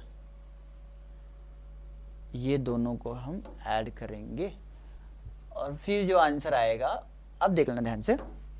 एक बात बताओ, दोनों का 0 से पाई बाई 2 सेम है, हाँ सेम है तो कॉमन आ गया। दोनों का dx सेम है, ठीक है। दोनों का डिनोमिनेटर सेम है sir, sine x plus cos x है, cos x plus sine x.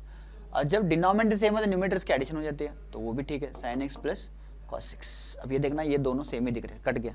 तो फाइनली कितना बचता है, 0 से पाई बाई 2 सिर्फ 1 बच गया, और 1 का इंटीग्रेशन कितना होता है x, कहाँ से कहाँ तक लगाना है, 0 से लेकर पाई बाई 2, तो upper limit minus lower limit, तो आंसर कितना आ गया pi by 2। Wait, this is not your final answer, यही ये गड़बड़ हो जाता है फाइनली बार बार। यहाँ पे 2i पूछा है, ये तो यहाँ i पूछा हुआ है, हमने 2i निकाला हुआ, इसकी वैल्यू पूछते ना अपने i की, तो ये बस गड़बड़ मत करना है यहाँ पे। Therefore 2i is equal to pi by 2, और i इज इक्वल टू आपका आ गया फाइनली पाई बाई 4, ये आपका फाइनल आंसर है, ठीक है।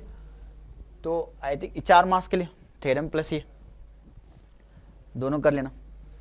नंबर 13, ये देखो, prove that odd even property वाला आ गया है, इंपॉर्टेंट थ्योरम, जो मैंने आपको डेट्स वगैरह आगे डाल के दूंगा करके बोला था मैं, यस। देखो ये क्वेश्चन आ गया, ये बहुत ही इंपॉर्टेंट क्वेश्चन है मेरे हिसाब से, बहुत ही ज़्यादा इंपॉर्टेंट है, तो ये आपने कर लेना। इसमें लेट आई इज इक्वल, और इसकी वैल्यू याद कर लेना बेटा, ये बहुत लगती है सीटी और जेई में, बीच बीच में लगती है, और सीटी में क्वेश्चन भी आए इसके एक दो तीन बार। तो i इज इक्वल टू मैंने लिख दिया integral 0 to pi by 4 log of 1 plus tan x dx, ठीक है ना। अब ध्यान सुनना, इस क्वेश्चन को मैं थोड़ा सा मतलब कन्वर्ट करना चाहूँगा। कन्वर्ट कैसे करेंगे, देखो, या तो आप डायरेक्ट लगा दो, चलेगा। डायरेक्ट क्या लगाना है अपने, डायरेक्ट करना है अपने ये सॉरी 1 प्लस टैन एक्स को लिखेंगे आप, पाई बाय 4 लिखेंगे तो tan of pi by 4 minus x हो जाएगा, ये देखो अपर लिमिट माइनस एक्स, तो फिर वो कन्वर्ट होके आ जाएगा। तो मैं थोड़ा सा कन्वर्ट कर रहा हूँ अलग तरीके से, इसको लिख रहा हूँ मैं 1 plus sine x upon cos x लिख रहा हूँ, ठीक है ना। बुक में आपके वही मेथड लगाया, पाई बाय 4 डायरेक्ट पुट किया हुआ है, आप पुट कर लेना, मैं नहीं कर रहा, मैं थोड़ा सा हटके कर लेता हूँ। आंसर के आपके क्वेश्चंस के मार्क्स उतने ही रहेंगे। Cos x plus sine x आ गया, देखो, हाँ सर सही है सर। नीचे कितना बचता है, कॉस एक्स dx, ओके, ये आ गया आपका आई। अब क्या करता हूँ, इसको देता हूँ मैं इक्वेशन नंबर 1। अब लगाऊँ मैं क्वींस रूल यहाँ पे। क्वींस रूल कौन सा वाला है, क्वींस रूल मतलब ये वाला, integral from 0 to a f of x dx is equal to क्या है, integral from 0 to a f of a minus x dx। इससे करने से भी आंसर वही रहता है, ठीक है। तो चलो लगा देते हैं यहाँ पे, एक बार इसको थोड़ा छोटा कर लेते हैं, बहुत ही बड़ा लग रहा है ये। ओके, छोटा कर लिए, छोटा कर लिए, छोटा कर लिए, ठीक है। एक और स्टेप बढ़ जाएगी अभी अपनी। i is equal to 0 to pi by 4, मैं लगा रहा हूँ, नहीं यार पाई बाई 4 लगाना तो गंदा हो जाएगा ना, cos pi by 4 minus x, मतलब वही सही था यार, ओके नो प्रॉब्लम। ये लगा के भी आएगा लेकिन बहुत लेंदी हो जाएगा मुझे लग रहा है, इसलिए मैं उसको छोड़ रहा हूँ, मतलब वही लगाता हूँ जो मतलब लगाना चाहिए एक्चुअली। अरे यार इसको तो मुझे चाहिए था ना, ये वापस लिखना नहीं पड़ेगा मेरे को।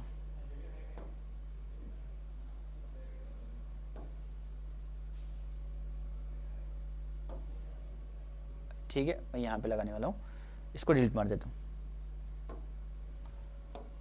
ओके, तो हम क्या लगाने वाले हैं, हम लगाने वाले हैं, देखो, log of 1 plus tan of a minus x, मतलब क्या, पाई बाय 4 माइनस एक्स और ये dx, ठीक है सर। अब मुझे एक बात बताओ, 0 से पाई बाय 4 कंटिन्यू कर रहा हूँ मैं, इसको इक्वेशन नंबर 1 बोलेंगे ना, इसको भी यूज़ करना है अपने को। ये कौन है देखो, log of 1 plus tan pi by 4 minus x क्या होता है, tan a minus b, tan a minus tan b, that is tan pi by 4 minus tan x upon 1 plus tan a into tan b, मतलब tan pi by 4 into tan x dx, correct है। tan pi by 4 कितना होता है, ये तो बच्चा बच्चा जानता है, सबसे सिंपल वैल्यू होती है, दैट इज 1 log ऑफ, बताओ 1 प्लस ये बन गया 1 minus tan x upon 1 plus tan x, correct. अब इसको क्रॉस मल्टीप्लाई करके सिंप्लीफाई कर लो। ये dx लिखना मत भूलना, मैं ये बार बार स्टूडेंट्स को बताता रहता हूँ, dx में लिखना मत भूलना, वरना स्टेट बोर्ड वाले मार्क्स काट देंगे आपके।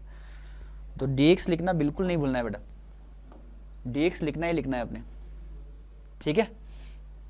ओके चलो, तो i is equal to, cross multiply कर रहे हैं हम, integral from 0 to pi by 4 log of mod of, cross multiply करूंगा तो ये 1 प्लस 1 कितना हो जाएगा, 2 हो जाएगा, 2, और ये plus tan x minus tan x cancel होगा, 2 अपॉन 1 प्लस tan x रह रहा है, ठीक है, 1 प्लस tan x रह रहा है। अब इसको क्या हम ऐसे लिख सकते हैं, integral from 0 to pi by 4, log की प्रॉपर्टी लगा रहा हूँ, log 2 minus log of 1 plus tan x, log m by n, log m minus log n होता है, सही है सर। यहाँ थोड़ा वाइट कर लेते क्योंकि बीच नीचे येलो चल रहा है। i इज इक्वल, एक बात बताओ, इसको ऐसे लिखेंगे तो, मैं ब्रेक कर रहा हूँ लिमिट, ब्रेक कर लो sir, minus 0 to pi by 4 log of 1 plus tan x और dx। देखो यहीं पर तो स्टार्ट किया log of 1 plus tan x पे, तो ये वैल्यू कौन है, i है, तो फिर से i आ गया आपका, देयरफॉर i इज इक्वल कितना मिलेगा, 0 टू पाई बाय 4। अच्छा, ये 0 टू पाई पर सॉल्व कर सकते हैं अभी, log 2 कांस्टेंट है, तो इंटीग्रेशन ऑफ dx कितना होता है, वो x होता है, 0 से लेकर पाई बाय 4, और ये कौन है, i है, तो i इधर आके कितना बन गया, 2i, तो ये log 2 एज इट इज, और ये कितना बन रहा है, अपर लिमिट पाई बाय 4 है, माइनस लोअर लिमिट 0 है, सो ये पाई बाय 4 इधर आ जाएगा, तो ये पाई बाय 4 log 2 बन गया, ठीक है, ये 2i की वैल्यू है। तो फाइनली i कितना आ रहा है अपना, i आ रहा है सर इस 2 को डिवाइड करके, तो पाई बाय 8 log 2, ठीक है, ये था आपका फाइनल आंसर, ठीक है। बीच में जो साइन कॉस कन्वर्ट किया था ना, अगर मैं वो करने जाऊंगा तो बहुत लेंदी हो जाएगा क्वेश्चन, इसलिए मैं छोड़ दिया, मुझे मेरे दिमाग में नहीं था कि पाई बाय 4 है करके, यहाँ पे पाई बाय 2 होता तो वो अच्छा था, पाई बाय 4 इसलिए मुझे छोड़ना पड़ा, ठीक है।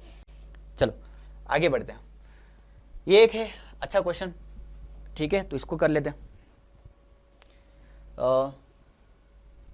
चलिए सॉल्यूशन में वही let i is equal to integral from 0 to a 1 upon x plus square root of a square minus x square. अब अगर मैंने इंटीग्रेशन और डिफरेंशिएशन चैप्टर अगर पढ़ा है, जिसने मेरा लेक्चर देखा है, और उसको अगर ये याद नहीं आ रहा है कि इसमें करना क्या है करके, तो फिर आपने ठीक से नहीं पढ़ा है बेटा, आपने चीज़ें मेरे ध्यान से सुने नहीं और याद नहीं रखा हुआ है। मैंने सब्स्टिट्यूशन याद रखने के लिए बोला था, a square minus x square के लिए आपने x is equal to a sine theta, minus x square दिखता है साइन थीटा पुट ही करना पड़ेगा, प्लस दिखता है टैन पुट करना ही पड़ेगा, तो वो देख लो लेक्चर्स। तो यहाँ पे क्या करेंगे, put x is equal to a sine theta या कॉस थीटा, हम तो साइन कॉस थीटा प्रीफर करेंगे ना। डेरिवेटिव ऑफ x कितना होता है, 1 होता है, तो उसके साथ dx रहेगा, a derivative of sine theta होता है cos theta into derivative of theta D theta हो जाएगा। साथ में अपने कन्वर्ट मानना पड़ेगा लिमिट्स को, लिमिट क्या क्या है देखो, x पे है और मैं कन्वर्ट कर रहा हूँ थीटा में, तो x की वैल्यू अगर हमने 0 पुट किए तो साइन तो 0 होता है 0 होने के बाद में, ठीक है ना, तो साइन थीटा थीटा 0 हो गया।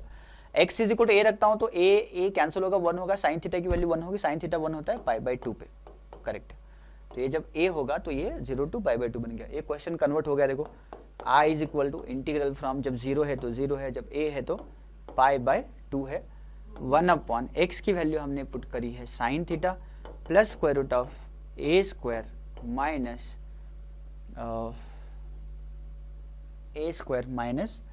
a square sine square theta हो गया ना, x का स्क्वायर करना मतलब a square sine square theta, और dx की value completely a cos theta into d theta है, ठीक है। अरे यहाँ पे x की वैल्यू तो a साइन थीटा थी ना, a साइन थीटा।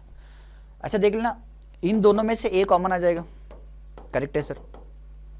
और ये ए कॉस थीटा ऐसे ऊपर रखता हूँ, नीचे देखो ये ए साइन थीटा है, इन दोनों में से ए कॉमन आ जाएगा और अंदर बच जाएगा 1 माइनस साइन स्क्वायर थीटा, और 1 ए स्क्वायर बाहर आ रहा है एक्चुअली, रूट में आके बाहर आके तो ए बनेगा ना।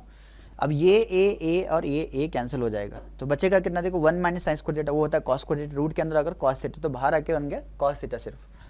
तो आई की वैल्यू आपकी मिल रही है 0 to π/2 कॉस थीटा अपॉन, इधर बैठा है साइन थीटा और उधर आ रहा है आपका कॉस थीटा डी थीटा। अब ये देखो f of x upon f of x plus f of a plus b minus x दिख रहा है, लेकिन यहाँ शॉर्टकट नहीं लगा सकते, आपको मेहनत ही करनी पड़ेगी। आप सीईटी का, इसका क्वेश्चन है एमसीक्यू का, सीईटी का क्वेश्चन आप डायरेक्ट कर सकते हो। तो हम इसको इक्वेशन नंबर 1 दे देंगे। अभी यहाँ पे क्या करेंगे, नाउ यूजिंग, मैं लिख देता हूँ, using integral from 0 to a f of x dx is equal to integral from 0 to a f of a minus x dx, ठीक है ना। ये आपने लिख देना साइड में। तो चलो कर लेते हैं, क्या बनेगा, i is equal to integral from 0 to π/2 cos of π/2 minus theta divided by sine of π/2 minus theta plus cos of π/2 minus theta. Replace कर दिया हमने थीटा को π/2 माइनस थीटा करके। कॉस ऑफ π/2 माइनस थीटा कितना होता है, वो होता है सर साइन थीटा, ये तो हम जानते ही है। और ये कितना होता है, ये कॉस थीटा। सर क्या छोटे बच्चों जैसे सवाल कर रहे हैं, बेटा क्या करें आप, क्वेश्चन ही ऐसा आ गया, चुन्नू मुन्नू सा क्वेश्चन आ गया। अब ये है इक्वेशन नंबर 2। आपको मैंने क्या बोला था, जब किंग्स रूल या क्वींस रूल, मतलब ये दो प्रॉपर्टी आप लगाएंगे, a to b वाला या 0 to a वाला, तो आपने क्या करना है, वापस दोनों को ऐड करना है। तो एडिंग 1 and 2 क्या मिलेगा, i प्लस आई मिल जाएगा 2i, और इधर है 0 से, मतलब ये तो मैं तो कॉपी कर लेता हूँ, है ना।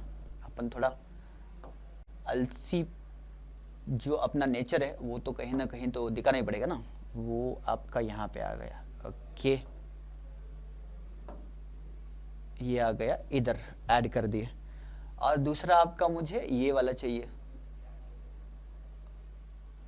ओके सर, थोड़ा छोटा भी कर लेते हैं, कॉपी भी कर लेते हैं, और इसको लाकर यहाँ पुट कर देते हैं। इसको और छोटा कर लेता हूँ। इन दोनों को हमने ऐड कर दिया।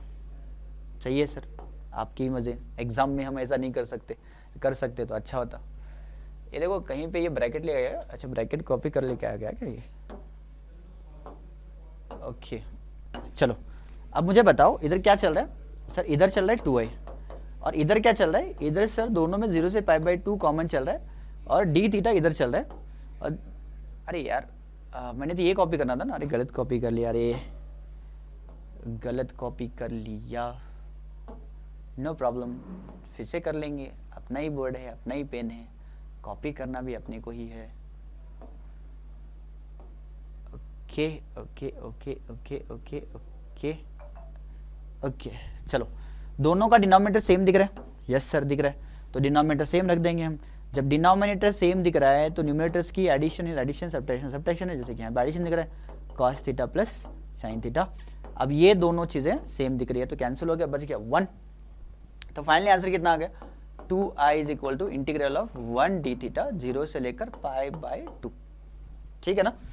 अब इंटीग्रल ऑफ 1 होता है, इंटीग्रल ऑफ 1 तो होता है सर x होता है, सॉरी मतलब थीटा होता है यहाँ पे 0 से π/2।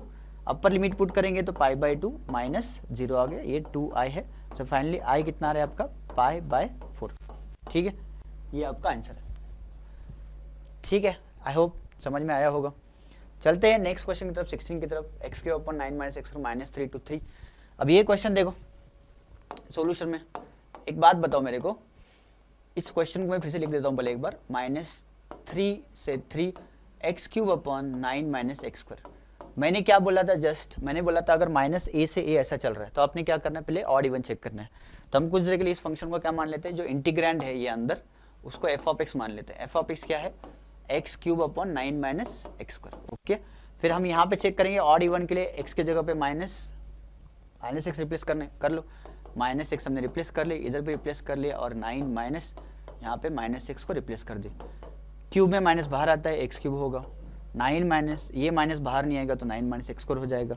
लेकिन ये कौन है बेटा, ये वापस f ऑफ x ही तो है, तो माइनस f ऑफ x बन गया। तो हमने x को माइनस से रिप्लेस कर देते और वो माइनस बाहर आ गया, means this is an odd function. अगर ये ऑड फंक्शन है तो हम कह सकते हैं therefore i is equal to 0 और यही आपका फाइनल आंसर है। ये सुंदर सा प्रॉपर्टी हमने लगा दी। नेक्स्ट क्वेश्चन की बात करते हैं। देखो 0 to 2 ये वाला क्वेश्चन कितने बार आया है, ठीक है ना, भर भर के आया है और भी आता रहेगा, बस आता ही रहेगा, ठीक है ना, वो कर लेना, प्रूव कर लिया हमने। नंबर 18 की बात करें, 0 से π/2 एक बेसिक क्वेश्चन है। फिर से सॉल्यूशन में let i is equal to, यहाँ पे ऑड इवन चेक करने का सवाल नहीं पैदा होता क्योंकि -π/2 से π/2 थोड़ी है, 0 से π/2 है ना। Square root of 1 minus cos 4x dx। As I said earlier in the previous chapter कि मैंने बोला था कि 1 माइनस cos 2 थीटा और 1 plus cos 2 theta are the most important फॉर्मूले। फिर से रिपीट कर रहा हूँ मैं, 2 साइन स्क्वायर थीटा आता है इसका आंसर आता है 2 cos स्क्वायर थीटा, ठीक है ना, इनको भूलना नहीं, ये बार बार लगेंगे।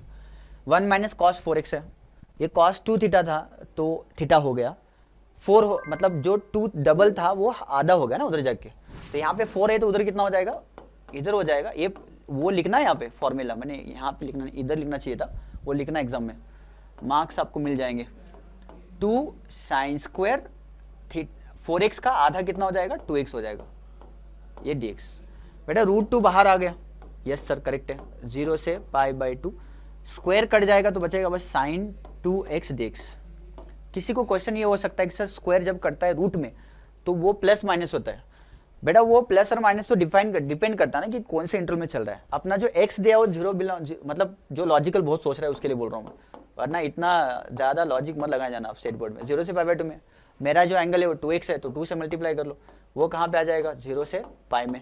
और साइन फंक्शन इस पे अप्लाई कर रहे हैं, मतलब साइन फर्स्ट एंड सेकेंड में पॉजिटिव फंक्शन है, सही है ना, फर्स्ट एंड सेकेंड में पॉजिटिव फंक्शन है इसलिए प्लस मॉड ओपन किया, ठीक है ना। तो √2 इंटीग्रल ऑफ साइन क्या होता है सर, वो होता है sir minus cos 2x, okay, 0 से π/2। तो कितना आ गया, i इज इक्वल टू आ गया, माइनस को बाहर ले लेते हैं, √2 एज इट इज है, अपर लिमिट पुट करते हैं cos π/2, तो cos of 2 into π/2 minus cos 0 आ गया, ओके। तो माइनस √2 एज इट इज, और ये 2 कैंसिल होके cos π माइनस cos 0 होता है 1, और cos π भी तो होता है -1, और ये -1 पहले से चल रहा है, माइनस माइनस प्लस, सॉरी -2 बन गया ना अंदर, तो minus minus plus 2 √2 is the final answer. आप देख सकते हो ये आपका फाइनल आंसर आ गया। आई थिंक सब कुछ सही चल रहा है, ओके ओके सर। नेक्स्ट आगे बढ़ते हैं, करेक्ट, चलो कैलकुलेशन अगर गड़बड़ है थोड़ा बहुत देख सकते हो।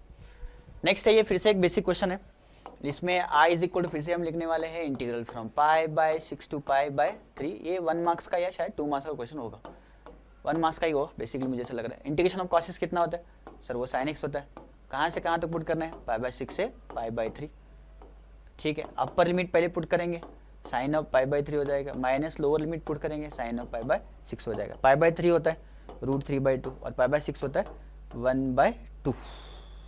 1/2, तो फाइनल आंसर आ गया इसका √3 - 1/2 करके, ठीक है। ये आपका सिंपल क्वेश्चन था। नेक्स्ट आ जाते हैं पेज नंबर 20 पे, तो cos स्क्वायर x का इंटीग्रेशन पूछ रहा है।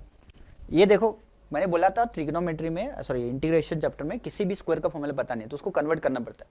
अब cos स्क्वायर कहाँ जाता है, cos स्क्वायर है सर 1 प्लस cos 2 थीटा में क्या होता है, वो 2 cos स्क्वायर थीटा होता है, तो मुझे सिर्फ cos स्क्वायर थीटा चाहिए, तो देयरफॉर cos स्क्वायर थीटा कितना आ जाएगा, 1 plus cos 2 theta divided by 2, ठीक है ना, ये अपने को लगाना पड़ेगा। तो ये लगाओ सोल्यूशन में, let i is equal to integral from 0 to π/2 cos square x dx। तो cos स्क्वायर x की जगह बस थीटा ही लिखा है मैंने वहाँ पे, ताकि आपको कन्फ्यूजन ना हो करके लिख दो, ये 1 plus cos 2x divided by 2 dx। देख लो 1/2 तो कांस्टेंट है, बाहर रख देता हूँ मैं। इंटीग्रेशन ऑफ 1 कितना होता है, इंटीग्रेशन ऑफ 1 होता है sir x, integration of cos कितना होता है, वो sin 2x होता है सर, और कोएफिशिएंट ऑफ x से डिवाइड करना होता है, ये तो सबको पता ही है, 0 से π/2, ठीक है ना। बेसिक इंटीग्रेशन कर रहे हैं, fundamental theorem of integral calculus लगा रहे हैं ना यहाँ पे, fundamental theorem of integral calculus अगर नहीं पता होगा तब भी इतना याद रखना, upper limit minus lower limit करना है करके। π/2 लगा दो तो x की वैल्यू π/2 प्लस साइन ऑफ एक ही जगह पे करते हैं, पुट करते हैं यहाँ पे π/2 - 0, upper limit minus lower limit एक जगह पे कर ले, प्लस इसमें भी कर लो अपर लिमिट, इसमें अपर लिमिट करते हैं तो 2 इंटू π/2 ठीक है, minus sine of 2 into 0, upper limit minus lower limit. Okay, पूरा कर लिए। 1/2 एज इट इज, इस पूरे ब्रैकेट में साइन, ये pi by 2 as it is रह जाएगा, ब्रैकेट में रहेगा पाई बाई 2 प्लस 2 कैंसिल होकर साइन पाई 0 होता है, साइन 0 भी 0 होता है, डिवाइड बाई 2। तो फाइनली आंसर देखो कितना आ गया, आई इज इक्वल टू मिल रहा है 1/2 into pi by 2 minus 0। So finally answer is pi by 4। ये आपका सुंदर सा आंसर आ गया। ठीक है, नेक्स्ट बात करें 21 में। तो ये देखो 0 से 2a फिर से पूछा हुआ है, 2024 में पूछा गया है, और उसके साथ में ये पूछ रहा है कि बताओ कि 0 से पाई में dx2 to 0, मतलब प्रूव करना है 0 से पाई बाई 2। कैसे प्रूव कर लेंगे, देखो सॉल्यूशन में वही लेट फिर से integral from 0 to pi sine x dx। ठीक है, आई इज इक्वल टू, अब इसी को क्या लिखेंगे हम, ब्रेक करना है तो प्रॉपर्टी के हिसाब से देखो 2a जो है आपका पाई है, हियर लिख देता हूं मैं 2a इज इक्वल टू पाई। तो a इज इक्वल टू कितना बन जाएगा, पाई बाई 2 बन जाएगा, करेक्ट है। तो इसमें लगा दो बस, प्रॉपर्टी लगाने के बाद में क्या मिलेगा, i is equal to integral from 0 से पाई बाई 2, 0 से pi by 2 f of x मतलब एफ ऑफ एक्स जगह पे साइन एक्स है पूरा, sine x plus f of 2a minus x, मतलब साइन ऑफ 2a मतलब कौन, pi, pi minus x dx। अब इंटीग्रल फ्रॉम 0 से pi by 2 as it is sine x, ये कितना होता है, sine of pi minus theta, तो साइन थीटा ही होता है ना, ठीक है ना, वो लिख देना यहाँ पे, sine of pi minus theta is actually sine theta only, ठीक है ना, वो यहाँ पे लिख दे। अब sine x plus sine x कितना हो जाएगा, 2 साइन एक्स हो जाएगा, therefore I is equal to कितना बन गया, 2 times 0 to pi by 2 sine x plus sine x 2 sine x, that is sine x dx। और यही अपने को प्रूव करना था, हेंस प्रूव्ड, ठीक है ना, 2024 में आया था, 4 मार्क्स के लिए आएगा, दोनों मिला के आया हुआ है। फिर देखो यहाँ पे -8 ऑड इवन प्रॉपर्टी दी है, और आपको यहाँ पे ये वैल्यू निकालने के लिए बोल रहे हैं -1 to 1, मतलब फिर से 4 मार्क्स के लिए 3 + 1 चलेगा, 2024 में आया हुआ क्वेश्चन है। तो देख लेते हैं इसके सॉल्यूशन में, फिर से हम वही let i is equal to -1 to 1 tan inverse of x dx। यहाँ पे वही फिर से मैं बता रहा था कि जो इंटीग्रैंड है उसको f ऑफ x मान लो, और वहाँ पे क्या कन्वर्ट कर दो, x की जगह पे -x रिप्लेस कर दो, सही है ना। तो f ऑफ -x निकालते हैं, देखते हैं क्या होता है, tan इनवर्स ऑफ -x लिख दिए, लेकिन tan इनवर्स ऑफ -x हमने इनवर्स ट्रिग्नोमेट्री में पढ़ा हुआ है कि ये माइनस बाहर आ जाता है, तो ये minus tan inverse of x हो जाता है। लेकिन ये कौन था, ये था f ऑफ x ओरिजिनली। देखो हमने माइनस से स्टार्ट किया था, माइनस बाहर आ गया, तो देयरफॉर क्या इंप्लाई करता है, f of x is an odd function. अब ऑड फंक्शन है तो इंटीग्रल की वैल्यू क्या हो जाएगी, 0। ये हो गया आपका क्वेश्चन खत्म, ठीक है, इतना सिंपल क्वेश्चन है। नेक्स्ट 23 में बात करते हैं, तो ये भी क्वेश्चन ठीक ठाक है, चलो हम कर लेते हैं। सॉल्यूशन में आई थिंक 2 मार्क्स का ही होगा, let i is equal to 0 to pi by 4 integral of 1 plus sine 2x dx। अभी आपने 11 के ट्रिग्नोमेट्री में पढ़ा होगा इस क्वेश्चन को कैसे हैंडल करना है, मतलब इस रूट के बारे में बोल रहा हूँ, तो वही यहाँ पे करने वाले हैं। जब भी 1 प्लस साइन 2x या 1 माइनस साइन 2x दिख जाए तो आपने यही करना है, 1 को लिखना है आपने sine square x plus cos square x या cos square x plus sine square x, और साइन 2x को लिखूंगा मैं 2 साइन एक्स कॉस एक्स करके, दोनों फॉर्मूले साइड में मेंशन कर देना। अब ये कौन है, a square plus b square plus 2ab, मतलब ये कौन है बेसिकली, ये a प्लस बी का होल स्क्वायर है, sine x plus cos x का ये होल स्क्वायर बन गया। Integral from 0 to pi by 4। अगर आपको फास्ट लग रहा है लेक्चर तो आप स्लो करके देख सकते हो, बार बार रिवाइंड करके भी देख सकते हो, या स्लो लग रहा है तो आप फास्ट करके देख लो, 2x पे देख लो, 1x पे देख लो, 3x पे देख लो, ठीक है ना, आपका क्वेश्चन जल्दी कंप्लीट हो जाएगा, मतलब लेक्सेशन जो है जल्दी खत्म कर पाएंगे। रूट और स्क्वायर खत्म हो जाएगा, sign x plus cos x. अब बोलेंगे सर फिर से आपने प्लस माइनस नहीं लिया, वो इसलिए कि पाई बाई 4 पुट करना होता है 1/√2, 1/√2 तो क्या बन रहा है, पॉजिटिव नंबर बन रहा है, इसलिए हमने माइनस नहीं लगा दिया। 0 से पाई बाई 4 के बीच में बोल रहा हूँ मैं, ठीक है ना, 0 से पाई बाई 4 में ये भी पॉजिटिव है, ये भी पॉजिटिव होता है। तो ये आ गया आपका है इंटीग्रल ऑफ साइन एक्स, वो तो आप लिख ही सकते हो, इंटीग्रल ऑफ साइन एक्स होता है माइनस कॉस एक्स, और इंटीग्रल ऑफ कॉस एक्स होता है साइन एक्स। कहाँ से कहाँ तक लगाना है, 0 से लेकर पाई बाई 4 तक लगाना है। पहले लगाते हैं पाई बाई 4, तो minus cos pi by 4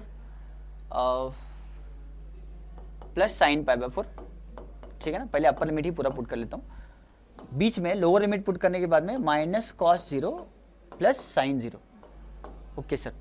cos pi होता है 1/√2, साइन पाई होता है 1/√2, तो ये दोनों माइनस, इधर माइनस कॉस 0 होता है -1, साइन 0 होता है 0, तो ये देख लो ये दोनों कैंसिल हो गए, 0 -1 + 0, सो फाइनली आंसर आ गया 1। ये आपका खत्म हो गया क्वेश्चन। नेक्स्ट है 2024 में आया हुआ क्वेश्चन, ये फिर से वही सिंप्लीफिकेशन का 1 - sin x जो आ रहा है उस हिसाब से करना पड़ेगा।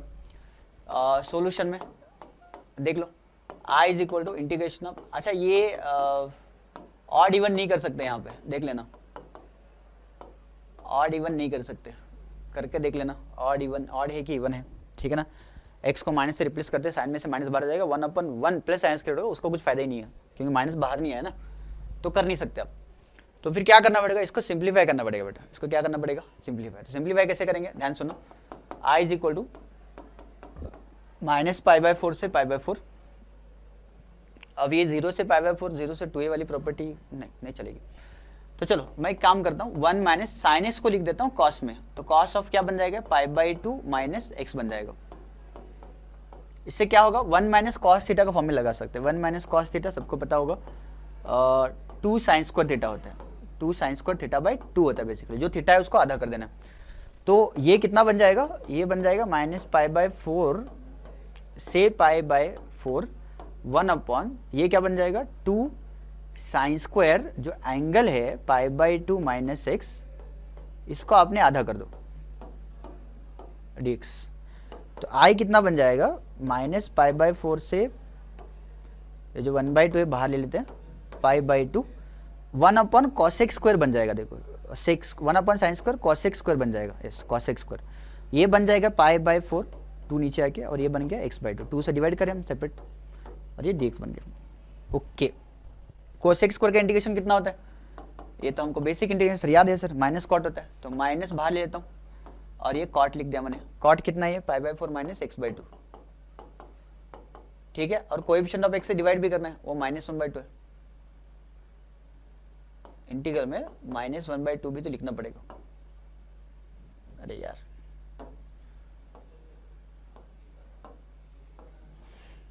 ठीक, ये आपका कोएफिशिएंट ऑफ x से डिवाइड कर दिया हमने, ठीक है, और ये -π/4 से π/4 चल रहा है, ये 2 कहाँ से बन गया 4, -π/4 से π/4, ये देखना माइनस माइनस प्लस 1/2 और 1/2 दोनों कट जाएंगे, सिर्फ इतना ही रहता है, π/4 पुट कर दो तो कॉट ऑफ π/4 - π/8 बनेगा ये, ठीक है, और लोअर लिमिट पुट करते हैं तो minus cot of π/4 minus minus plus π/8 बन जाएगा ये क्वेश्चन। π/4 - π/8 कितना बनता है, तो ये भी ये π/8 बनता है, ठीक है, कॉट ऑफ π/8 बन रहा है, कोई अच्छा बन जाता है यार, कॉट वाली वैल्यू आ गई, माइनस कॉट, यहाँ पे भी कॉट है यार, कॉस नहीं है, π/4 प्लस π/8 कितना बन जाएगा, π/4 मतलब 2 से मल्टीप्लाई करेंगे तो 2 4 8, 2 प्लस π मतलब 3π/8 बन रहा है, कॉट ऑफ 3π/8 बन रहा है, ठीक है। शायद ये क्वेश्चन थोड़ा सिंपल बन जाता तो अच्छा होता यार। 1 - sin x कुछ और तरीके से सॉल्व कर सकते हैं क्या, नहीं कर सकते हैं यार, उसको तो फिर नहीं बन रहा है, चलो बहुत लेंदी हो गए। कॉट π/8 की वैल्यू या तो पता होनी चाहिए, जो मुझे नहीं पता है, सिंप्लीफाई करनी पड़ेगी। एक काम करते हैं, इसको लिखता हूं मैं, कॉस ऑफ π/8, 3π/2 ऐसा लिख सकते हैं क्या, π/2 माइनस 3π/8 कितना हो जाएगा tan में, ये बन जाएगा 2 से मल्टीप्लाई 4 से मल्टीप्लाई 4 माइनस मतलब ये π/8 आ जाएगा, tan ऑफ π/8 आ जाएगा, हाँ तो ये ठीक है। मैं इसको क्या कर रहा हूँ, इसको लिख रहा हूँ, इसको ऐसे ही छोड़ रहा हूँ, कॉट ऑफ π/8, ठीक है, माइनस इसको लिख रहा हूँ tan में कन्वर्ट कर रहा हूँ, तो π/2 माइनस 3π/8 कर लूँगा, π/2 माइनस 3π/8 कर लेना, ध्यान से देखना, कॉट ऑफ π/8 माइनस 4 से मिलेगा 4π माइनस 3π, ये बन गया π/8। मैं सिंपल करने की कोशिश करूँ, tan π/8 निकालने के चक्कर में नहीं पड़ रहा हूँ, बहुत लेंदी हो जाएगा, तो ये इरेज करता हूँ मैं, तो ये आए, याद होगी डायरेक्ट लिख देना, कोई दिक्कत नहीं है, ठीक है ना, मुझे तो याद नहीं है। कॉट पाई बाई 8 देखो, इसको लिखता हूँ 1/10 पाई बाई 8 करके मैं, ठीक है सर लिख दो, minus tan of pi by 8, इसको क्रॉस मल्टीप्लाई कर रहा हूँ मैं, तो क्या बनेगा देखो, आई इज इक्वल टू बनेगा 1 minus tan square pi by 8 upon ये बनेगा टैन ऑफ पाई बाई 8। एक काम और मैं कर रहा हूँ, ध्यान सुनना, इसको मैं 2 से मल्टीप्लाई करता हूँ और इसको मैं 2 से इधर मल्टीप्लाई करता हूँ, तो बैलेंस कर दिया मैंने। तो जिसको समझ में नहीं आता उसके लिए स्टेप्स लिख रहा हूँ मैं, वरना मैं लिखने में कुछ भी इंटरेस्टेड नहीं हूँ। ये 2 tan पाई बाई 8 और ये चीज जो ना डिनोमिनेटर में ले रहा हूँ इधर 1 minus tan square pi by 8, ठीक है ये हो गया इंटू 2, ये कौन है 2 tan theta upon 1 minus tan square, tan 2 theta का फॉर्मूला है, तो मतलब tan of 2 into pi by 8 का है 1 अपॉन में, ठीक है ना, इंटू 2 चल रहा है अपना, इंटू 2 भी चल रहा है, तो I is equal to 2 upon tan of pi by 4 बन गया देखो, और फाइनली आंसर आ गया आपका 1, ठीक है, आंसर आ गया, सॉरी इसका नीचे वाले का 1, 2 अपॉन 1, तो आई कितना आ गया आपका आंसर 2। थोड़ा लेंदी हो गया क्वेश्चन, मुझे कोई शॉर्टकट तो नजर नहीं आया वरना मैं किया होता। ये देखो a to b f of x d x is equal to a to b f of a plus b minus x d x, ये है, तो आपको प्रूव करने के लिए बोल रहा है कि बताए कि root x plus root 3 minus x d x. एक कोई क्वेश्चन मैंने छोड़ा है कि नहीं छोड़ा है मुझे नहीं पता, शायद हाँ ये डेफिनेट इंटीग्रल लिमिट ऑफ सम छोड़ दिया ना मैंने, करेक्ट है। सॉल्यूशन में मेरे हिसाब से ये आप अभी 0 से 3 root x upon root x plus root 3 minus x February 2025 में चलो लगा देते हैं एक बार, इसमें लगाएंगे आप 0 टू a वाली प्रॉपर्टी, ठीक है ना यार, 0 टू a वाली प्रॉपर्टी a माइनस एक्स कर देना है, तो वही कर रहा हूँ मैं, डायरेक्ट कर रहा हूँ 0 टू 3, यहाँ पे लिख देंगे रूट ऑफ x की जगह पे a माइनस एक्स मतलब 3 माइनस एक्स, यहाँ पे लिख देंगे 3 माइनस एक्स और ये बन जाएगा रूट ऑफ 3, काम क्यों नहीं कर रहा है ये, माइनस एक्स की जगह पे 3 माइनस एक्स डी एक्स, इसको इक्वेशन नंबर 1 देना है, इसको फिर से थोड़ा सिंप्लीफाई कर लो, 0 से 3 root of 3 minus x upon square root of 3 minus x, 3 minus 3 cut जाएगा, माइनस माइनस प्लस हो जाएगा, तो ये x बन गया, ये प्लस है और ये dx, इक्वेशन नंबर 2। अब आपको पता है एडिंग 1 एंड 2 करना पड़ेगा, दोनों को ऐड करते देखो मैं डायरेक्ट कर रहा हूँ, थोड़ा सा आपने लिख देना डिटेल में, 0 से 3 इधर बन रहा है 2i, दोनों के डिनोमिनेटर सेम दिख रहे तो डिनोमिनेटर सेम लिखते हैं यहाँ पे, root of 3 minus x plus root x, और ऊपर दिख रहा है आपका root x plus root of 3 minus x, ठीक है ना, दोनों सेम है तो दोनों कट जाएंगे, सेम ही है, ज़्यादा मतलब बार बार एक ही प्रोसेस चल रहा है, 1 dx, इंटीग्रेशन ऑफ 1 होता है आपका x होता है, तो 0 टू 3 जो मिल जाएगा 3 माइनस 0, तो आंसर आ गया 3 और ये इधर है 2 है, तो फाइनल जो आंसर है वो 3/2 निकल के आ गया, ठीक है। इसके साथ मैंने बोला हुआ था कि हम एक चीज जो है वो अभी करने वाले हैं, ठीक है, definite integral limit of sum, ये लास्ट पॉइंट आपका नहीं पूछा गया है, लेकिन मैं अभी चाहता हूं कि आप फॉर्मूला रट्टा मार ले, integration from a to b f of x कभी निकाला है, और बोला है कि using definite integral limit of sum तो करना, वरना रेगुलर क्वेश्चन ही सॉल्व करना, वो डायरेक्ट इंटीग्रेट कर देना, ठीक है ना। उसका फॉर्मूला क्या है, f of x d x is equal limit of summation of h into f of a plus r h, r is equal to 1 to n, n tends to infinity, और h की value क्या होती है, upper limit minus lower limit divide by n। इस question को मैं करके दिखाता हूं आपको, फिर आपको ज्यादा आइडिया आ जाएगा। इस क्वेश्चन में सॉल्यूशन में इसको लिख दो, let a to b f of x d x is equal to कितना करेंगे 1 टू 2 2x प्लस 5 dx, ठीक है। कंपेयर करते हैं तो यहाँ पे एफ ऑफ एक्स कितना दिख रहा है, एफ ऑफ एक्स दिख रहा है 2x प्लस 5, ओके। a कितना दिख रहा है, a दिख रहा है 1, b दिख रहा है 2, मुझे चाहिए क्वेश्चन में h, तो वो कितना मिलेगा b minus a divided by n, मतलब 2 माइनस 1 डिवाइडेड बाय n, मतलब ही h कितना आ गया 1 बाय n। एक और साथ में लिखते हैं n इंटू एच बन जाएगा 1, ये भी लगेगा मेरे को और ये भी लगेगा, ठीक है ना, NH इज इक्वल टू 1। अब मुझे देखो क्वेश्चन में देखो h into f of a plus r H चाहिए, तो मुझे तो f of a plus r H चाहिए, a प्लस आर एच चाहिए, मतलब x की जगह पे a plus r H put करना पड़ेगा। उससे पहले a की वैल्यू कितनी है वो तो पता है ना, 1 है अपनी, हाँ 1 प्लस r नहीं पता है, और h कितना है अपना, h तो हमने निकाल दिया a प्लस आर एच, तो h तो 1/n आ गया ना, 1/n ही पुट कर देते हैं, ठीक है।